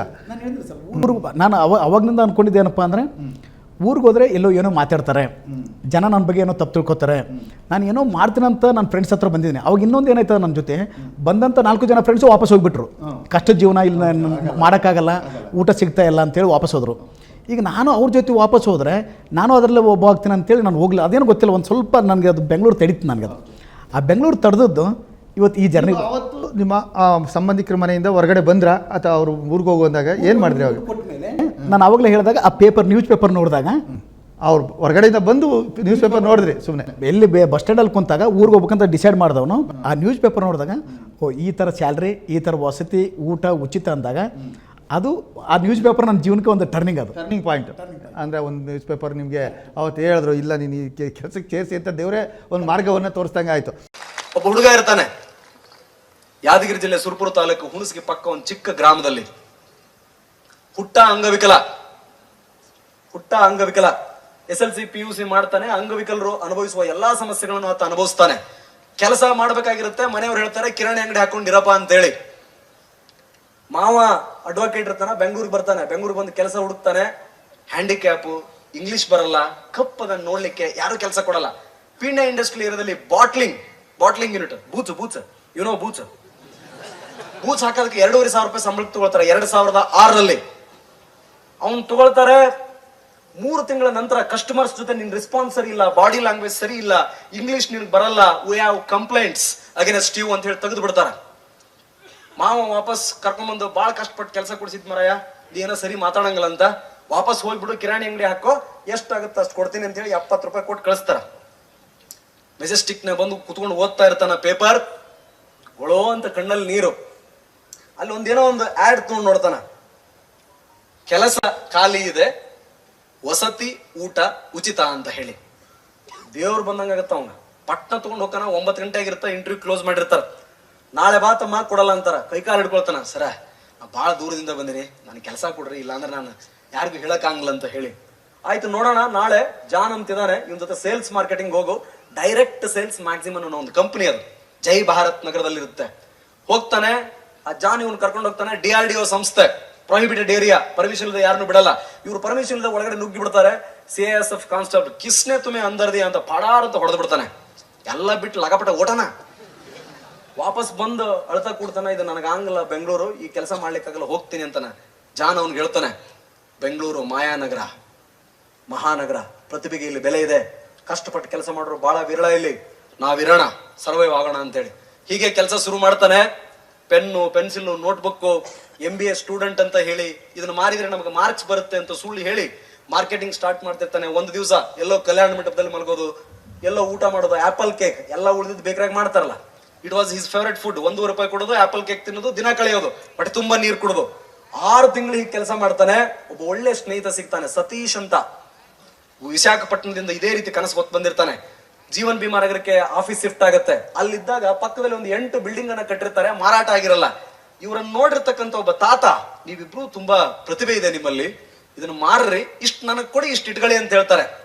25 ದಿವಸದಲ್ಲಿ ಮಾರಿಬಿಡ್ತಾರೆ, ಪ್ರಾಫಿಟ್ ಆಗುತ್ತೆ. ಅದನ್ನಿಟ್ಟು ವೇಸ್ಟ್ ಮಾಡಲ್ಲ, ಕೂಡಿಟ್ಬಿಟ್ಟು, ಸತೀಶ್ ಏನಾದ್ರೂ ಒಂದು ಕಂಪನಿ ಆರಂಭ ಮಾಡೋಣ, ಇದ್ರಲ್ಲಿ ದುಡ್ಡಿದೆ, ಇಲ್ಲಿ ನಂಬಿಕಸ್ಥರು ಯಾರೇ ಇಲ್ಲ, ನಾವು ನಂಬಿಕೆಗೆ ಇನ್ನೊಂದು ಹೆಸರಾಗೋಣ ಅಂತ ಹೇಳ್ಬಿಟ್ಟು ಇದೇ ರೀತಿ ಕಟ್ಟಿದ ಬಿಲ್ಡಿಂಗ್ ಗಳನ್ನ ತಗೊಳ್ಳೋದು, ಮಾರಾಟ ಮಾಡೋದು ಮಾಡ್ತಾರೆ. 3 ವರ್ಷ ಮಾಡ್ತಾರೆ.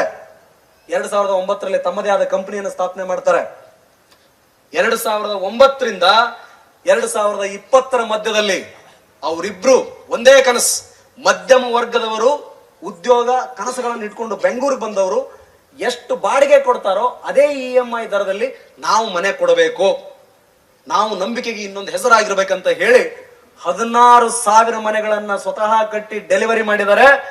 ದಯಾನಂದ್ ಸತೀಶ್ ಮ್ಯಾಕ್ಸಿಮಮ್ ಅಂತ ಹೇಳಿ ಕಂಪನಿ ಹೆಸರು. 850 ಕೋಟಿಯ ಕಂಪನಿ, 40 ಕೋಟಿ ಇನ್ಕಮ್ ಟ್ಯಾಕ್ಸ್ ಕಟ್ತಾರೆ. 2,500 ಜನರಿಗೆ ನೌಕರಿ ಕೊಟ್ಟಿದ್ದಾನೆ. ನಮ್ಮ ಹುಣಸಗಿ ಪಕ್ಕದ ಹಳ್ಳಿಯ ದಯಾನಂದ್, ವಿಕಲಚೇತನ ದಯಾನಂದ್, ಕಪ್ಪು ಹುಡುಗ ದಯಾನಂದ್, ಉತ್ತರ ಕರ್ನಾಟಕದ ದಯಾನಂದ್. ತಾಯಿ ಹೆಸರಲ್ಲಿ ಹುಣಸಗಿ ಹೈವೇನಲ್ಲಿ ಒಂದು ದೇವಸ್ಥಾನ ಕಟ್ಟಿದ್ದಾನೆ. ತಾಯಿ ಸುಶೀಲಮ್ಮ ಅವ್ರ ತಾಯಿ ಹೆಸರು, ಒಂದು ದೇವಸ್ಥಾನನೇ ಕಟ್ಟಿದ್ದಾನೆ. ಬೆಳಿಗ್ಗೆದ್ರೆ ನಮಸ್ಕಾರ ತಾಯಿ ಹೆಸರಲ್ಲಿ. ಯುನೋ ಆ ವ್ಯಕ್ತಿ bank head of the department appointment ಕೊಡ್ತಾನೆ. 8 ಗಂಟೆ ನಂತರ ಒಬ್ರದ್ದು ಫೋನ್ ಎತ್ತಲ್ಲ, ಪ್ರತಿಯೊಂದಕ್ಕೂ ತಾಯಿ ಹೆಸರು ತಗೊಳ್ತಾನೆ. ಒಂದ್ ವೇಳೆ ಅವತ್ತು ಅವ್ನು ವಾಪಸ್ ಹೋಗ್ಬಿಟ್ಟಿದ್ರೆ, ಪೀಣ್ಯ ಇಂಡಸ್ಟ್ರಿಯಲ್ ಏರಿಯಾದಲ್ಲಿ ಕೆಲಸದಿಂದ ತೆಗೆದ್ರು ಅಂತ ಹೇಳ್ಬಿಟ್ಟು ಅವನ ಜೊತೆ ಬಂದವರು ಬಹಳಷ್ಟು ಜನ ಹೋಗಿದ್ದಾರೆ. ಗೂಗಲ್ ಅಲ್ಲಿ ಟೈಪ್ ಮಾಡಿ DS ಮ್ಯಾಕ್ಸ್ ದಯಾನಂದ್ ಅಂತೇಳಿ ನಿಮ್ಗೆ ಹೆಸರು ಸಿಗುತ್ತೆ. ಇವತ್ತಿಗೂ ಹಾಗೆ ಇದ್ದಾನೆ. ಎಷ್ಟು ಸಿಂಪಲ್ ಅಂದ್ರೆ ಅಷ್ಟೇ ಸಿಂಪಲ್. ಕೆಲಸಕ್ಕಾಗಿ ಅಲೆಯಬಾರದು, ಮತ್ತೊಬ್ಬರ ಹತ್ರ ಹೋಗಿ ಹೋಗಿ ನಿಲ್ಲಬಾರದು, ಸ್ವಾಭಿಮಾನ ಇರ್ಬೇಕು. ಹಾಗೆ ಇರ್ಲಿ ನಾನು, this is my life and I will be the hero of my life. ನನ್ನ ಬದುಕಿನ ನಾಯಕ ನಾನೇ, ಯಾರಿಂದನೂ ನಾನು ಪಡಲ್ಲ, ಯಾರ ನಿರ್ದೇಶನಗಳನ್ನು ನಾನು ತಗೊಳ್ಳಲ್ಲ, ನಿರ್ದೇಶನ ಕೊಡ್ತಾನೆ ಅನ್ನೋ ಸ್ವಾಭಿಮಾನ ನಮ್ಮಲ್ಲಿ ಇತ್ತು ಅಂದ್ರೆ ಅದು ನಮ್ಮನ್ನು ಎಲ್ಲಿಗೋ ಕರೆದುಕೊಂಡು ಹೋಗುತ್ತೆ. ಅಂದರೆ ನೀವು ಆ ಕೆಲಸಕ್ಕೆ ಹೋದಾಗ ಈ ಅನುಭವ, ವೇರ್ ಹೌಸ್ಗೆ ಹೋಗಿ ಸೇರ್ಕೊಂಡ್ರಿ, ಒಂದು ಅನುಭವ ಆಯಿತು ಬಿಡ್ಬೇಕಂತ. ಅಲ್ಲಿ ಎಷ್ಟು ವರ್ಷ ಕೆಲಸ ಮಾಡಿದ್ರಿ ನೀವು ಆ ವೇರ್ ಹೌಸಲ್ಲಿ? ಸರ್ ನಾನು ಮೋಸ್ಟ್ಲಿ ಮಾಡಿದ್ದು ಒಂದು 3 ತಿಂಗಳು ಅನಿಸುತ್ತೆ. ವೇರ್ ಹೌಸಲ್ಲಿ ಬರೀ 3 ತಿಂಗಳು ಕೆಲಸ ಮಾಡಿಸ್ತು ಅನಿಸುತ್ತೆ. 3 ತಿಂಗಳು ಕೆಲಸ ಮಾಡಿದೆ. ಅವ್ರಿಗೆ ಎಲ್ಲೋ ಒಂದು ಕಡೆ ನನ್ನ ಸರ್ವಿಸಸ್ಸು ಅಥವಾ ನಂದು ಇದು ಇಷ್ಟ ಆಗಲಿಲ್ಲ. ಆಮೇಲೆ ಅವ್ರು ಏನೋ ಇಂಗ್ಲೀಷ್ ಹೇಳಕ್ಕೆ ಬರೋರು, ನನಗೆ ಇಂಗ್ಲೀಷ್ ಗೊತ್ತಿರಲಿಲ್ಲ. ಅವ್ರು ಹೇಳಿದ್ದು ನನಗೆ ಅರ್ಥ ಆಗಲ್ಲ, ನಾನು ಹೇಳಿದ್ದು ಅವ್ರಿಗೆ ಅರ್ಥ ಆಗ್ತಿರಲ್ಲ. ಹಾಗಾಗಿ ಅಲ್ಲಿ ಬಿಡಬೇಕಾದ ಅನಿವಾರ್ಯತೆ ಬಂತು. ಒಟ್ಟಿನಲ್ಲಿ ಭಾಷೆ ಒಂದು ನಿಮ್ಗೆ ತೊಡಕಾಗಿ ಕಾಡ್ತು ಆರಂಭಿಕ ಹಂತದಲ್ಲಿ. ಆ ಭಾಷೆನೇ ಇವತ್ತು ನೀವು ಈ ಸಾಮ್ರಾಜ್ಯ ಕಟ್ಟಕ್ಕೂ ಒಂದು ಇದು ಸಿಕ್ತಂಗೆ ಆಗಿದೆ, ಬೇಸಿಕ್ ಇದು ಸಿಕ್ತಂಗೆ ಆಯ್ತು ನಿಮಗೆ. ನೀವು ಆನಂತರ ನೀವು ಸತೀಶ್ ಅವರು ಮತ್ತು ನಿಮ್ಮ ಒಂದು ಜೊತೆಗಾರಿಕೆ, ಒಂದು ಏನಂದರೆ ಪಾರ್ಟ್ನರ್ಶಿಪ್, ಇದರಲ್ಲಿ ಯಾವತ್ತು ನೀವು ಅಯ್ಯೋ ಇವನು ಸರಿ ಇಲ್ಲ ಅಪ್ಪ ನನ್ನ ಜೊತೆ, ಅಥವಾ ಅಪ್ಪ ಇವನಿಂದ ನಾನು ಮುಂದೆ ಬಂದೆ, ಅಥವಾ ಅವರು ನಾನು ದಯಾನಂದಿಂದ ಮುಂದೆ ಬಂದೆ, ಆ ರೀತಿಯ ಒಂದು ಚರ್ಚೆಗಳು, ಮನಸ್ತಾಪಗಳು ಆ ಥರ ಏನಾರು ಬಂದಿದೆಯಾ ನಿಮಗೆ? ಸರ್, ಒಂದು ನಾನು ಹೇಳೋಕ್ಕೆ ಇಷ್ಟಪಡ್ತೀನಿ, ನನ್ನ ತಾಯಿಗೆ ಏನು ನಾನು ಇವತ್ತು ಜಾಗ ಕೊಟ್ಟಿದ್ದೀನಿ, ನಾನು ಇವತ್ತು ನನ್ನ ಲೈಫು ನಾನು ಸತೀಶ್ ಅವರಿಂದನೇ ನಾನು ಅಂತ ಎಷ್ಟೋ ಸರಿ ಹೇಳಿದ್ದೀನಿ, is my friend, is my Guru, is my mother. ನನ್ನ ಬಿಟ್ಟರೆ ಅವ್ರಿಗೆ ಇದು ಕೊಡ್ತೀನಿ. ನಾನು ಅವರು ಮೋಸ್ಟ್ಲಿ ಒಡಹುಟ್ಟಿಲ್ಲ ಅದೊಂದೇ ಬಿಟ್ಟರೆ, ಒಡಹುಟ್ಟಿಲ್ಲ ಅದೊಂದು ಬಿಟ್ಟರೆ ಅದಕ್ಕಿಂತ ಜಾಸ್ತಿ ಸಂಬಂಧ ನಮ್ಮಿಬ್ಬರದಿದೆ. ಇವತ್ತು ಬಿಸ್ನೆಸ್ಸಲ್ಲಿ ಏನಿದೆಯಪ್ಪ ಅಂತಂದರೆ ಏನೇ ನಾವು ಮಾಡಬೇಕಾದ್ರೂ ಇಬ್ಬರು ಡಿಸ್ಕಸ್ ಮಾಡ್ತೀವಿ. ಓಕೆ, ಇವತ್ತು ಬೆಂಗಳೂರಲ್ಲಿ 40,000 ಮನೆ ಡೆಲಿವರಿ ಮಾಡಿದ್ದೀವಿ. ಈಗ ಒಂದು 20,000 ಮನೆ ನಡೀತಾ ಇದೆ ಅಂದರೆ ನಮ್ಮಿಬ್ಬರದು ಕಮ್ಯುನಿಕೇಷನ್ ಹೇಗಿದೆಯಪ್ಪ ಅಂತಂದರೆ ಯಾವುದೇ ಚಿಕ್ಕದಿಂದ ಹಿಡಿದು ದೊಡ್ಡದು ಯಾವುದೇ ಡಿಸಿಷನ್ ತೊಗೋಬೇಕಾದ್ರೂ ಇಬ್ಬರು ಈ ಥರ ಮಾಡಿದ್ರೆ ಹೇಗಿರುತ್ತೆ, ಈ ಥರ ಮಾಡದೇ ಇದ್ರೆ ಹೇಗಿರುತ್ತೆ ಅಂತ ಡಿಸ್ಕಸ್ ಮಾಡ್ತೀವಿ. ಆಮೇಲೆ ನನ್ನ ಅವರ ಸಂಬಂಧ ಹೇಗಿದೆಯಪ್ಪ ಅಂತಂದರೆ ನಾನು ಆವಾಗಲೇ ಹೇಳ್ದಂಗೆ ಹೀ ಈಸ್ ಎವ್ರಿಥಿಂಗ್. ನಾನು ಏನೇ ಮಾಡಬೇಕಾದ್ರೂ ಫೀಲ್ಡಲ್ಲಿ ಇವತ್ತು ದಯಾನಂದ್ ಅಂತೇಳಿ ಎಲ್ಲರೂ ಗುರುತಿಸ್ತಾರೆ. ಒಂದು ಮೂವಿ ತೊಗೊಂಡಾಗ ಒಬ್ಬ ಹೀರೋ ಮತ್ತು ಒಬ್ಬರು ಡೈರೆಕ್ಟರ್ ಅಂತ ತೊಗೋತೀವಿ. ನಮ್ಮ ಸತೀಶ್ ಸರ್ ನನಗೆ ಡೈರೆಕ್ಟರ್ ಇದ್ದಂಗೆ. ಸ್ಕ್ರೀನ್ ಹಿಂದ್ಗಡೆ ಅವರು ಎಲ್ಲ ಮೂವಿ ಹಿಟ್ ಆಗಬೇಕು, ಮೂವಿ ಒಂದು ಒಳ್ಳೇದಾಗಬೇಕಾದ್ರೆ ಎಲ್ಲ ಇದಕ್ಕೂ ಇವ್ರಿಗೆ ಹೋಗುತ್ತೆ, ಡೈರೆಕ್ಟರ್ಗೆ ಹೋಗುತ್ತೆ, ಕ್ರೆಡಿಟ್ ಎಲ್ಲ ಡೈರೆಕ್ಟರ್ಗೆ ಹೋಗುತ್ತೆ. ಹೀರೋ ಎಸ್ ಆ ಮೂವಿ ಮೇಲೆ ಆ್ಯಕ್ಟ್ ಮಾಡಿರ್ತಾನೆ ಅಷ್ಟೇ, ಆ ಸ್ಟೋರಿ ಮೇಲೆ ಆ್ಯಕ್ಟ್ ಮಾಡಿರ್ತಾನೆ. ಹಾಗೆ ನಮ್ಮದು ಅಷ್ಟೇ, ಹೀ ಈಸ್ ಮೈ ಡೈರೆಕ್ಟರ್. ನಾನು ಒಬ್ಬ ಆ್ಯಕ್ಟಿಂಗ್ ಮಾಡ್ತಕ್ಕಂಥ ಅಲ್ಲಿ ಒಬ್ಬ ಏನೇನು ಹೇಳ್ತಾರೆ ಇಬ್ಬರು ಕಮ್ಯುನಿಕೇಷನ್ ಮಾಡ್ಕೊಂಡು ಹೋಗ್ತಾ ಇರ್ತೀವಿ.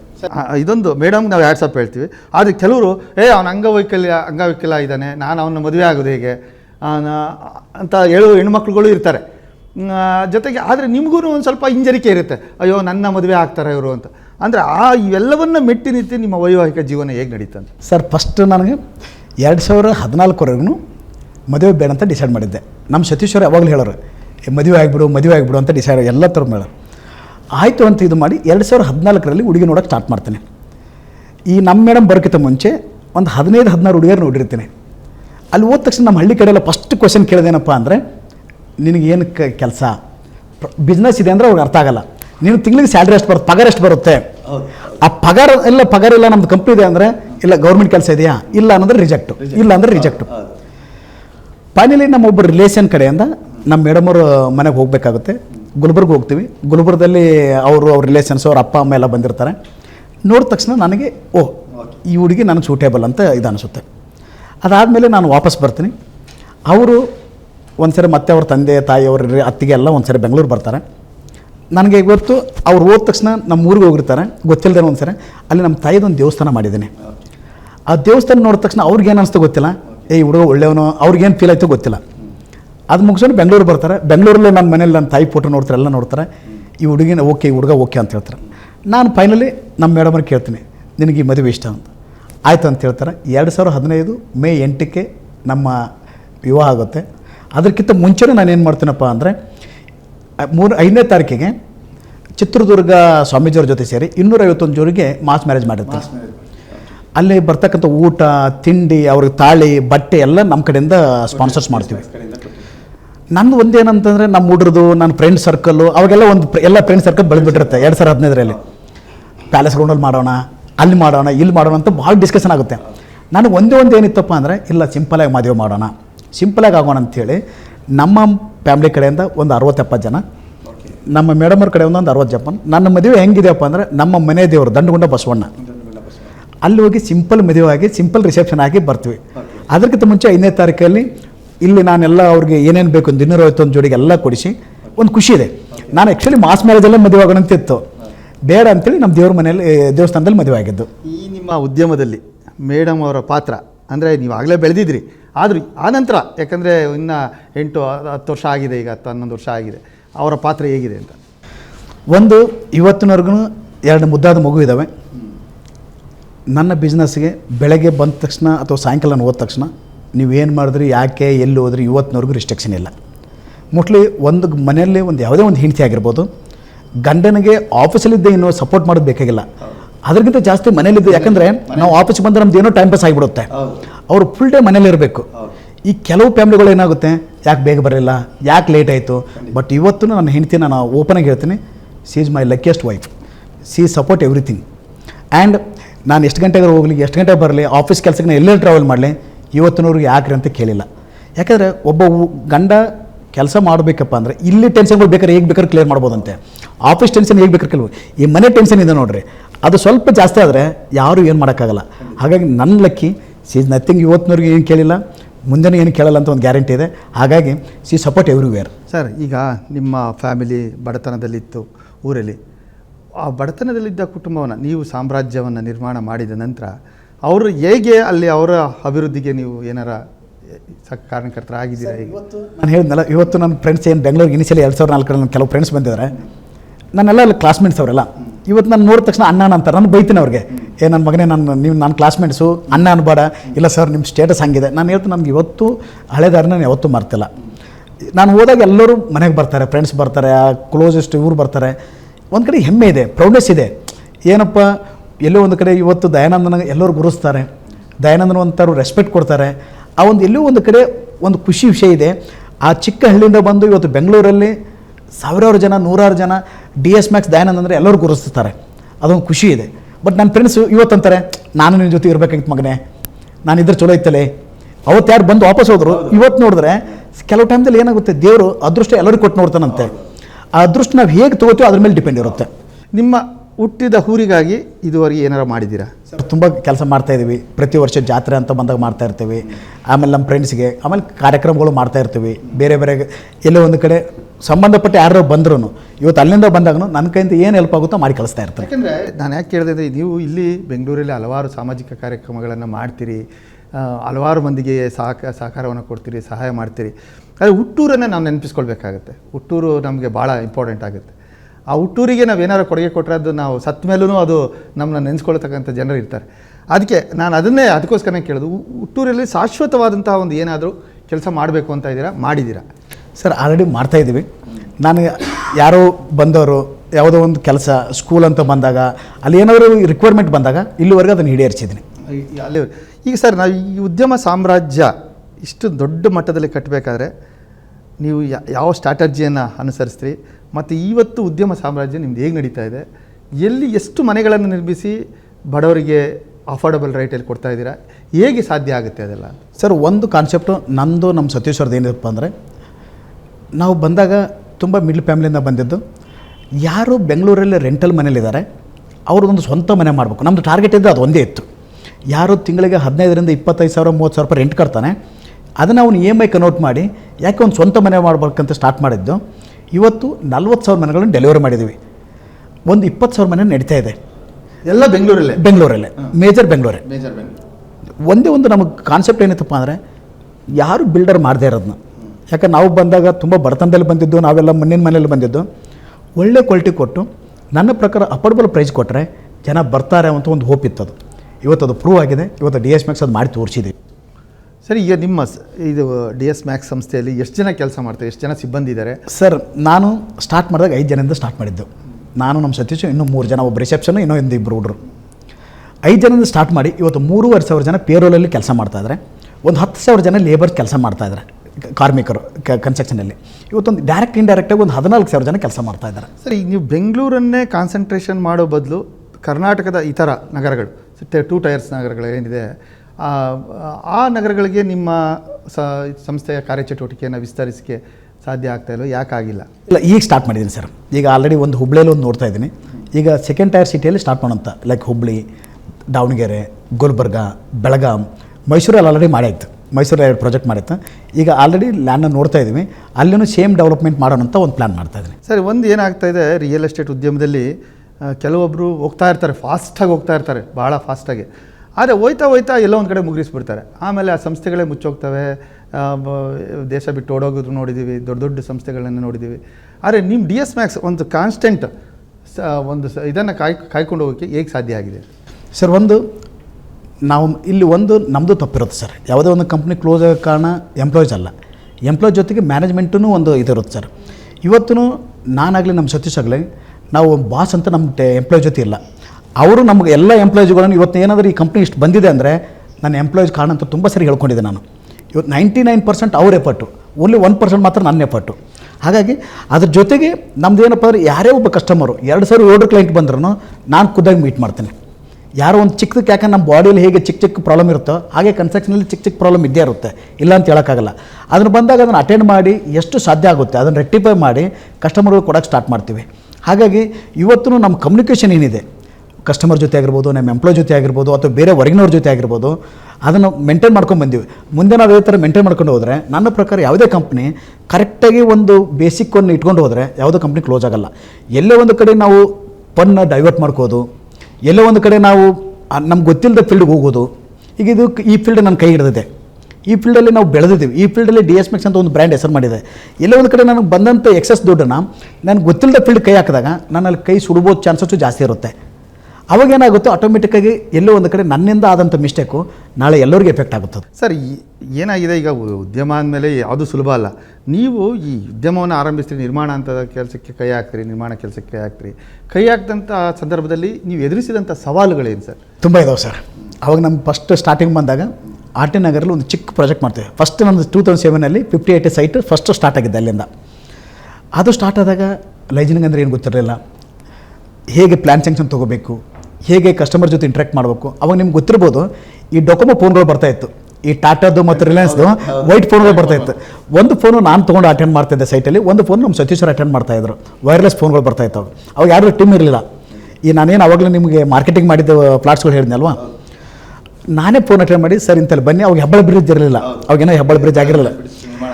ಇಂತಲ್ಲಿ ಒಂದು ಟೆಂಪಲ್ ಇದೆ, ಒಂದು ಸನಿಮಾತ್ಮ ಟೆಂಪಲ್ ಇದೆ, ಅಲ್ಲಿ ನೀವು ಅಲ್ಲಿ ಬನ್ನಿ ಸರ್, ಅಲ್ಲಿಂದ ನಿಮ್ಮ ಸೈಟಿಗೆ ಕರ್ಕೊಂಡು ಹೋಗ್ತೀವಿ ಅಂತ ನಾನೇ ಅಟೆಂಡ್ ಮಾಡ್ತಾ ಇದ್ದೆ. ಆ ಫೋನ್ಸ್ ಅಟೆಂಡ್ ಮಾಡಿಕೊಂಡು ಇದು ಮಾಡಿಕೊಂಡು ಎಲ್ಲೋ ಒಂದು ಕಡೆ ನಾನು ಹೇಳ್ತೀನಲ್ವ, ನಮ್ಮ DSMX ಟರ್ನ್ ಒಂದೊಂದು ನೆನಪು ಮಾಡ್ಕೊಂಡ್ಬಿಟ್ರೆ ಎಲ್ಲೋ ಒಂದು ಕಡೆ ಆ ಚಿಕ್ಕ ಒಂದು ಚಿಕ್ಕದು ಈಗ ಡೊಕೊಮೊ ಫೋನ್ ಆಗಿರ್ಬೋದು, ಆ ನ್ಯೂಸ್ ಪೇಪರ್ ಆಗಿರ್ಬೋದು, ಅಥವಾ ಫಸ್ಟ್ ಪ್ರಾಜೆಕ್ಟ್ ನಮಗೆ ಕೊಟ್ಟಂಥ ಮಾರ್ಕೆಟಿಂಗ್ ಕೊಟ್ಟಂಥ ಅವ್ರ ಮೋಸ್ಟ್ಲಿ ಉದಯ ಅಂತ ಅನ್ಸುತ್ತೆ ಅವ್ರದ್ದು. ಅವ್ರನ್ನೆಲ್ಲ ನೆನೆಸ್ಬೇಕು. ಇವತ್ತು ಯಾವಾಗಲೂ ನಮ್ಮ ಸತೀಶ್ ಅದೇ ಹೇಳ್ತೀವಿ, ಜೀವನದಲ್ಲಿ ಇವತ್ತು ನೀನು ಮುಂದೆ ಏನೇ ಸಾಗು, ಬಟ್ ಒಂದು ಸರಿ ಹಿಂದೆ ಟರ್ನ್ ಮಾಡಿ ನೋಡ್ತಾ ಇರು. ನೀನು ಬರೀ ಹಮ್ಮಿಂದ ಮುಂದೆ ಹೋದರೆ ದೇವ್ರು ನೀನು ಅಬ್ಸರ್ವ್ ಮಾಡ್ತಾ ಇರ್ತಾನೆ. ಹಾಗಾಗಿ ಹಮ್ ಬೇಡ, ಎಷ್ಟು ತಾಳ್ಮೆಯಿಂದ ಇರುತ್ತೋ, ಎಷ್ಟು ಇರುತ್ತೆ. ನಮ್ಮದು ಮೇನ್ ಮೋಟಿವ್ ಏನಂದ್ರೆ ಒಂದೇ ಒಂದು ಸರ್, ಒಳ್ಳೆ ಕೆಲಸ ಮಾಡೋಣ, ಒಳ್ಳೆ ಮನೆಗಳು ಜನಗಳಿಗೆ ಕೊಡೋಣ. ಇವತ್ತು ಹೈ ರೇಂಜ್ ಬಿಲ್ಡಿಂಗ್ ಎಲ್ಲ ಮಾಡ್ತಾಯಿದ್ವಿ, G+30 G+40ವರೆಗೂ ಸ್ಟಾರ್ಟ್ ಮಾಡಿದ್ದೀವಿ. ಮುಂಚೆ ನಾನು ಓನ್ಲಿ G+3 G+2 ಮಾಡಿದೆ. ಆ RT ನಗರ ಏನು ಚಿಕ್ಕ ಪ್ರಾಜೆಕ್ಟ್ 58 ಸ್ಟಾರ್ಟ್ ಮಾಡಿದ್ದು, ಇವತ್ತು 10 ಎಕರೆಯಲ್ಲಿ ಒಂದು ಕಾಂಪೌಂಡ್ ಮಾಡ್ತಾಯಿದ್ವಿ. 10 ಎಕರೆಯಲ್ಲಿ 1500 ಮನೆ 2000 ಮನೆ ಮಾಡ್ತಾಯಿದ್ವಿ. ಒಂದು ಖುಷಿ ಇದೆ. ಬಟ್ ಏನಂತಂದರೆ ಇನ್ನೂ ಏನೋ ಜನಗಳಿಗೆ ಕೊಡಬೇಕು, ಇನ್ನೂ ಒಂದು ಒಳ್ಳೆ ಸರ್ವಿಸ್ ಕೊಡೋಣ.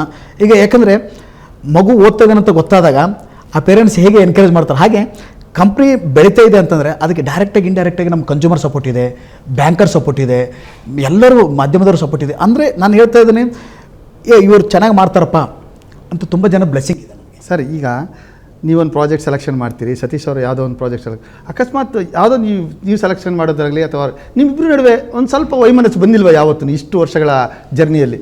ಸರ್ ಬಂದಿಲ್ಲ, ಬರೋಕ್ಕೂ ಚಾನ್ಸ್ ಇಲ್ಲ ಅಂತ ನನಗೆ ಅನಿಸುತ್ತೆ. ಅದು ಹೇಳ್ತೀನಿ, ಅವಾಗ ಹೇಳಿದ್ನಲ್ಲ, ನಿಮ್ಮಿಬ್ಬರು ಕೆಮಿಸ್ಟ್ರಿ ಹೇಗಿರುತ್ತೆ ಸರ್? ಅದು ಕೆಮಿಸ್ಟ್ರಿ ನಾನು ಅವಾಗ ಹೇಳಿದ್ನಲ್ಲ, ತಾಯಿ ಮಗುಗೆ ಹೇಗೆ ಕೆಮಿಸ್ಟ್ರಿ ಇರುತ್ತೋ ಹಾಗೆ ನಂದವ್ರದ್ದು ಕೆಮಿಸ್ಟ್ರಿ ಇದೆ.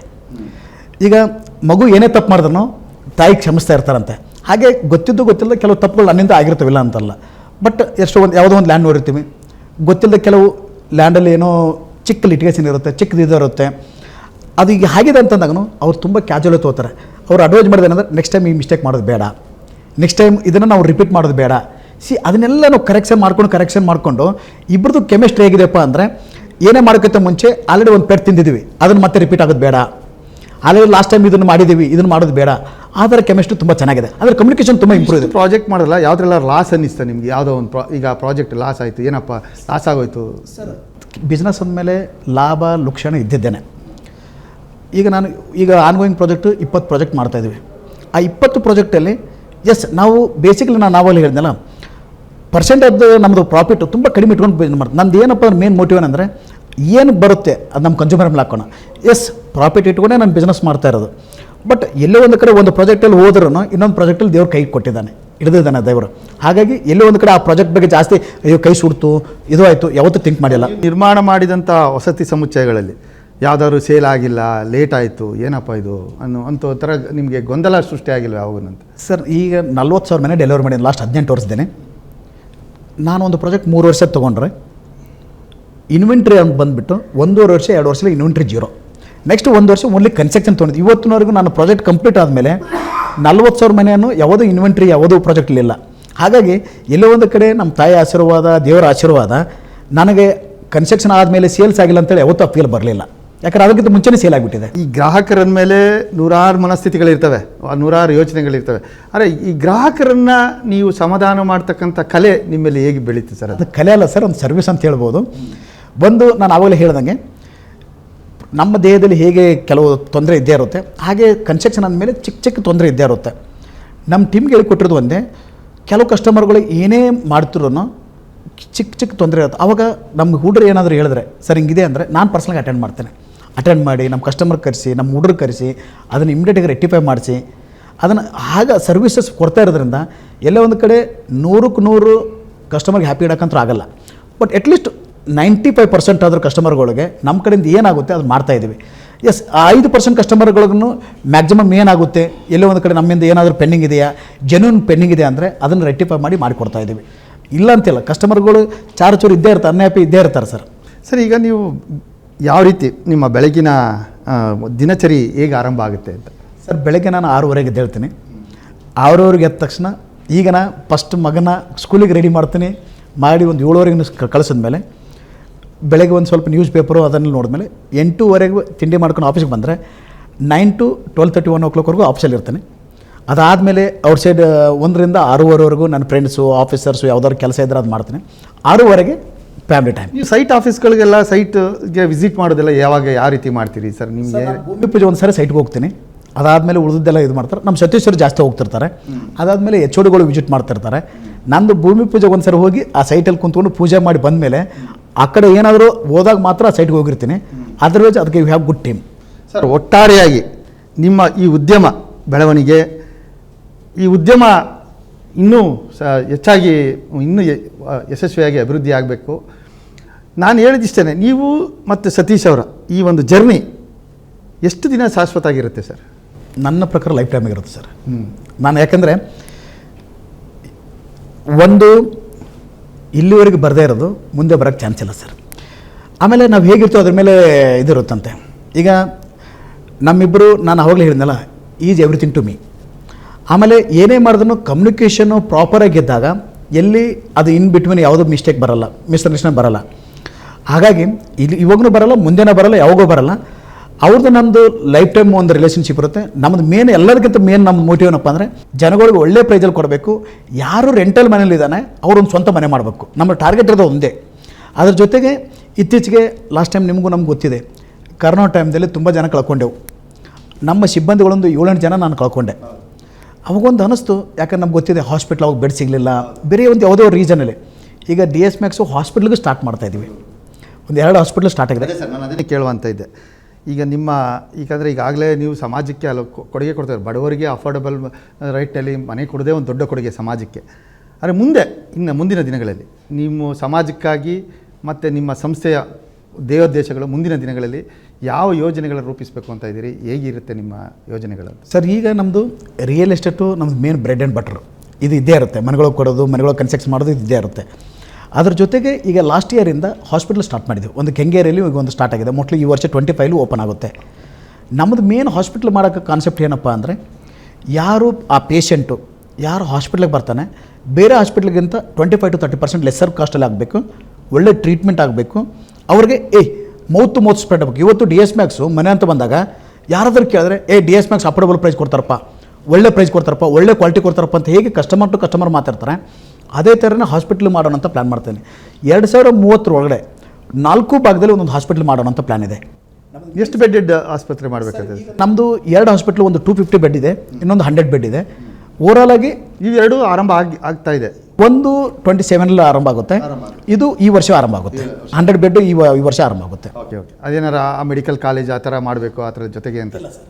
ಮೆಡಿಕಲ್ ಕಾಲೇಜು ಇದೇನಿಲ್ಲ, ಹಾಸ್ಪಿಟ್ಲ್ ಮಾಡಿ ನಮ್ಮ ಇರ್ತಕ್ಕಂಥ ಈಗ ನಾನು 40,000 ಜನ ಕ್ಲೈಂಟ್ಸ್ ಇದ್ದಾರೆ. ಆ ಕ್ಲೈಂಟ್ಗಳಿಗೆ ಒಂದು ಬೆನಿಫಿಟ್ ಕೊಡೋಣ ಅಂತೇಳಿ ಅವ್ರಿಗೊಂದು ಸ್ಮಾರ್ಟ್ ಕಾರ್ಡ್ ಥರ ಮಾಡಿ ಕೊಡೋಣ ಅಂತಿದೆ. ಯಾರು ನಮ್ಮ ಹತ್ರ ಫ್ಲಾಟ್ ತೊಗೊಂಡಿದ್ದಾರೆ ಅವರು ಆ ಕಾರ್ಡ್ ತೋರಿಸಿದ್ರೆ ಸಾಕು, ಅವ್ರಿಗೆ ಇಷ್ಟು ಅಂತ ಡಿಸ್ಕೌಂಟ್ ಕೊಡ್ತೀವಿ. ಅದನ್ನು ಇಂಟರ್ನಲ್ ನಾನು ನಮ್ಮ ಸತೀಶ್ ಅವ್ರು ಡಿಸ್ಕಸ್ ಮಾಡ್ತಾ ಇದ್ದೀವಿ. ಅದು ಬಿಟ್ಟು ಪಬ್ಲಿಕ್ ಏರಿಯಾ ಬಂದಾಗನೂ ಅವ್ರಿಗೂ ಸ್ವಲ್ಪ ಡಿಸ್ಕೌಂಟು. ಹಾಗಾಗಿ ಹಾಸ್ಪಿಟ್ಲನ್ನು ಮ್ಯಾಕ್ಸಿಮಮ್ಮು ನಾಳೆ ಮೌತ್ ಈಗ ನೀವೊಬ್ಬರು ನನ್ನ ಗ್ರಾಹಕರಾಗಿದ್ದರೆ ನಾಳೆ ಹಾಸ್ಪಿಟ್ಲ್ಗೆ ಹೋಗಿದ್ದಪ್ಪ ಒಳ್ಳೆ ಸರ್ವಿಸ್ ಸಿಕ್ತು, ಒಳ್ಳೆ ಡಿಸ್ಕೌಂಟ್ ಸಿಕ್ತು ಅಂದಾಗ ಆ ಮೌತ್ ಸ್ಪ್ರೆಡ್ ಆಗ್ತಾ ಇರುತ್ತೆ. ಹಾಗೆ ಈ ಆಸ್ಪತ್ರೆ ಹೊರತುಪಡಿಸಿ ಇನ್ಯಾವುದಿದೆ ನಿಮ್ಮ ಕನಸಿನ ಯೋಜನೆಗಳು? ಏನಿದೆ ಸಮಾಜಕ್ಕಾಗಿ? ಸರ್, ಸಮಾಜಕ್ಕಿಂತ ಈಗ ತಮಗೆ ಗೊತ್ತಿರೋ ಹಾಗೆ ಇತ್ತೀಚೆಗೆ ನಮ್ಮ ತುಮಕೂರು ಸ್ವಾಮೀಜಿಯವ್ರದ್ದು, ಸಿದ್ಧಲಿಂಗ ಸ್ವಾಮೀಜಿಯವರು ಅವರು ಇಲ್ಲಿವರೆಗೂ ಬೇರೆ ಜನ ಕಾಂಟ್ಯಾಕ್ಟರ್ ಮಾಡ್ತಾಯಿದ್ರು. ಸ್ವಾಮೀಜಿ ಫೋನ್ ಮಾಡಿದ್ದ ನೀನೇ ಮಾಡ್ಬೇಕಂತ ಇದು ಮಾಡಿದ್ರು. ಈಗ ಅವ್ರದ್ದೊಂದು 2 ಬಿಲ್ಡಿಂಗ್ ಹಾಸ್ಟೆಲು, ಆಮೇಲೆ ಫಾರ್ಮಸಿ ಕಾಲೇಜು ನಾವೇ ಕನ್ಸ್ಟ್ರಕ್ಷನ್ ಮಾಡಿಕೊಟ್ಟೆವು. ಇವತ್ತು ಸ್ವಾಮೀಜಿಯವ್ರು ಎಲ್ಲರಿಗೂ ಹೋದಾಗ ಅವರೇ ಹೇಳ್ತಾರೆ, ದಯಾನಂದ ಕೊಟ್ಟೆ ಒಳ್ಳೆ ಪ್ರೈಸ್ ಮಾಡಿಕೊಟ್ರು, ಒಳ್ಳೆ ಚೆನ್ನಾಗಿ ಮಾಡಿಕೊಟ್ರು ಅಂತೇಳಿ. ಈಗ ಅದ್ರ ಜೊತೆಗೆ ಈಗ ಶ್ರೀಶೈಲ್ ಜಗದ್ಗುರುಗಳು ಕೊಟ್ಟಿದ್ದಾರೆ. ಈಗ ಅಲ್ಲಿ ಅವ್ರಿಗೆ ಕಂಬಿಮಟ್ಟು, ಹಾಸ್ಟೆಲು, ಮೆಡಿಕಲ್ ಕಾಲೇಜು, ಅಲ್ಲಿ ಬೇಸಿಕಲಿ ನಾವು ಬೇರೆದವ್ರು ಪ್ರೈವೇಟ್ ಕಾಂಟ್ಯಾಕ್ಟ್ ತೊಗೋಲ್ಲ. ಇಲ್ಲೇನಪ್ಪ ಅಂದರೆ ಮಠಗಳ ಸೇವೆ ಆದಂಗೆ ಆಗುತ್ತೆ, ಬೇಸಿಕ್ ಹಾಸ್ಟೆಲ್ ಮಾಡಿಕೊಟ್ಟಂಗೆ ಆಗುತ್ತೆ ಅಂತೇಳಿ ಇವೆರಡು ಪ್ರಾಜೆಕ್ಟ್ ಇವು ನಾವು ಮಾಡ್ತಾಯಿದ್ದೀವಿ. ಸರ್ ಎಸ್ ಪಿ ದಯಾನಂದ, ಈಗ ನೀವು ನಿಮ್ಮ ಸಾಧನೆ, ನೀವು ರಿಯಲ್ ಎಸ್ಟೇಟ್ ಉದ್ಯಮದಲ್ಲಿ ಮಾಡಿರ್ತಕ್ಕಂಥ ಒಂದು ಹೆಗ್ಗುರುತು, ಮತ್ತು ನೀವು ಸಮಾಜ ಸೇವೆ, ಹಲವಾರು ರೀತಿಯಲ್ಲಿ ಸಮಾಜ ಸೇವೆ ಮಾಡಿರೋದು, ಇದೆಲ್ಲವನ್ನು ಗುರುತಿಸಿ ಹಲವಾರು ಸಂಘ ಸಂಸ್ಥೆಗಳು ನಿಮಗೆ ಪ್ರಶಸ್ತಿಗಳನ್ನು ಕೊಟ್ಟು ಗೌರವಿಸಿವೆ. ಅದರಲ್ಲಿ ಪ್ರಮುಖವಾಗಿ ನೀವು ಯಾವ ಪ್ರಶಸ್ತಿಯನ್ನು ಪಡೆದಾಗ ನಿಮಗೆ ತುಂಬ ಖುಷಿ ಅನ್ನಿಸ್ತು ಸರ್? ಸರ್, ನನಗೆ ಇಲ್ಲಿವರೆಗೂ ನನ್ನ ಪ್ರಕಾರ ಒಂದು 200 ಪ್ರಶಸ್ತಿಗಳು ಬಂದಿರುತ್ತವೆ ವೈಯಕ್ತಿಕವಾಗಿ ಕಂಪ್ನಿಗೆ. ಈ ಒಂದು 10 ವರ್ಷದಲ್ಲಿ ತುಂಬ ಶಾರ್ಟೆಡ್ ಪೀರಿಯಡಲ್ಲಿ ಡಾಕ್ಟರೇಟ್ ಕೊಟ್ಟರು ಯೂನಿವರ್ಸಿಟಿಯವರು.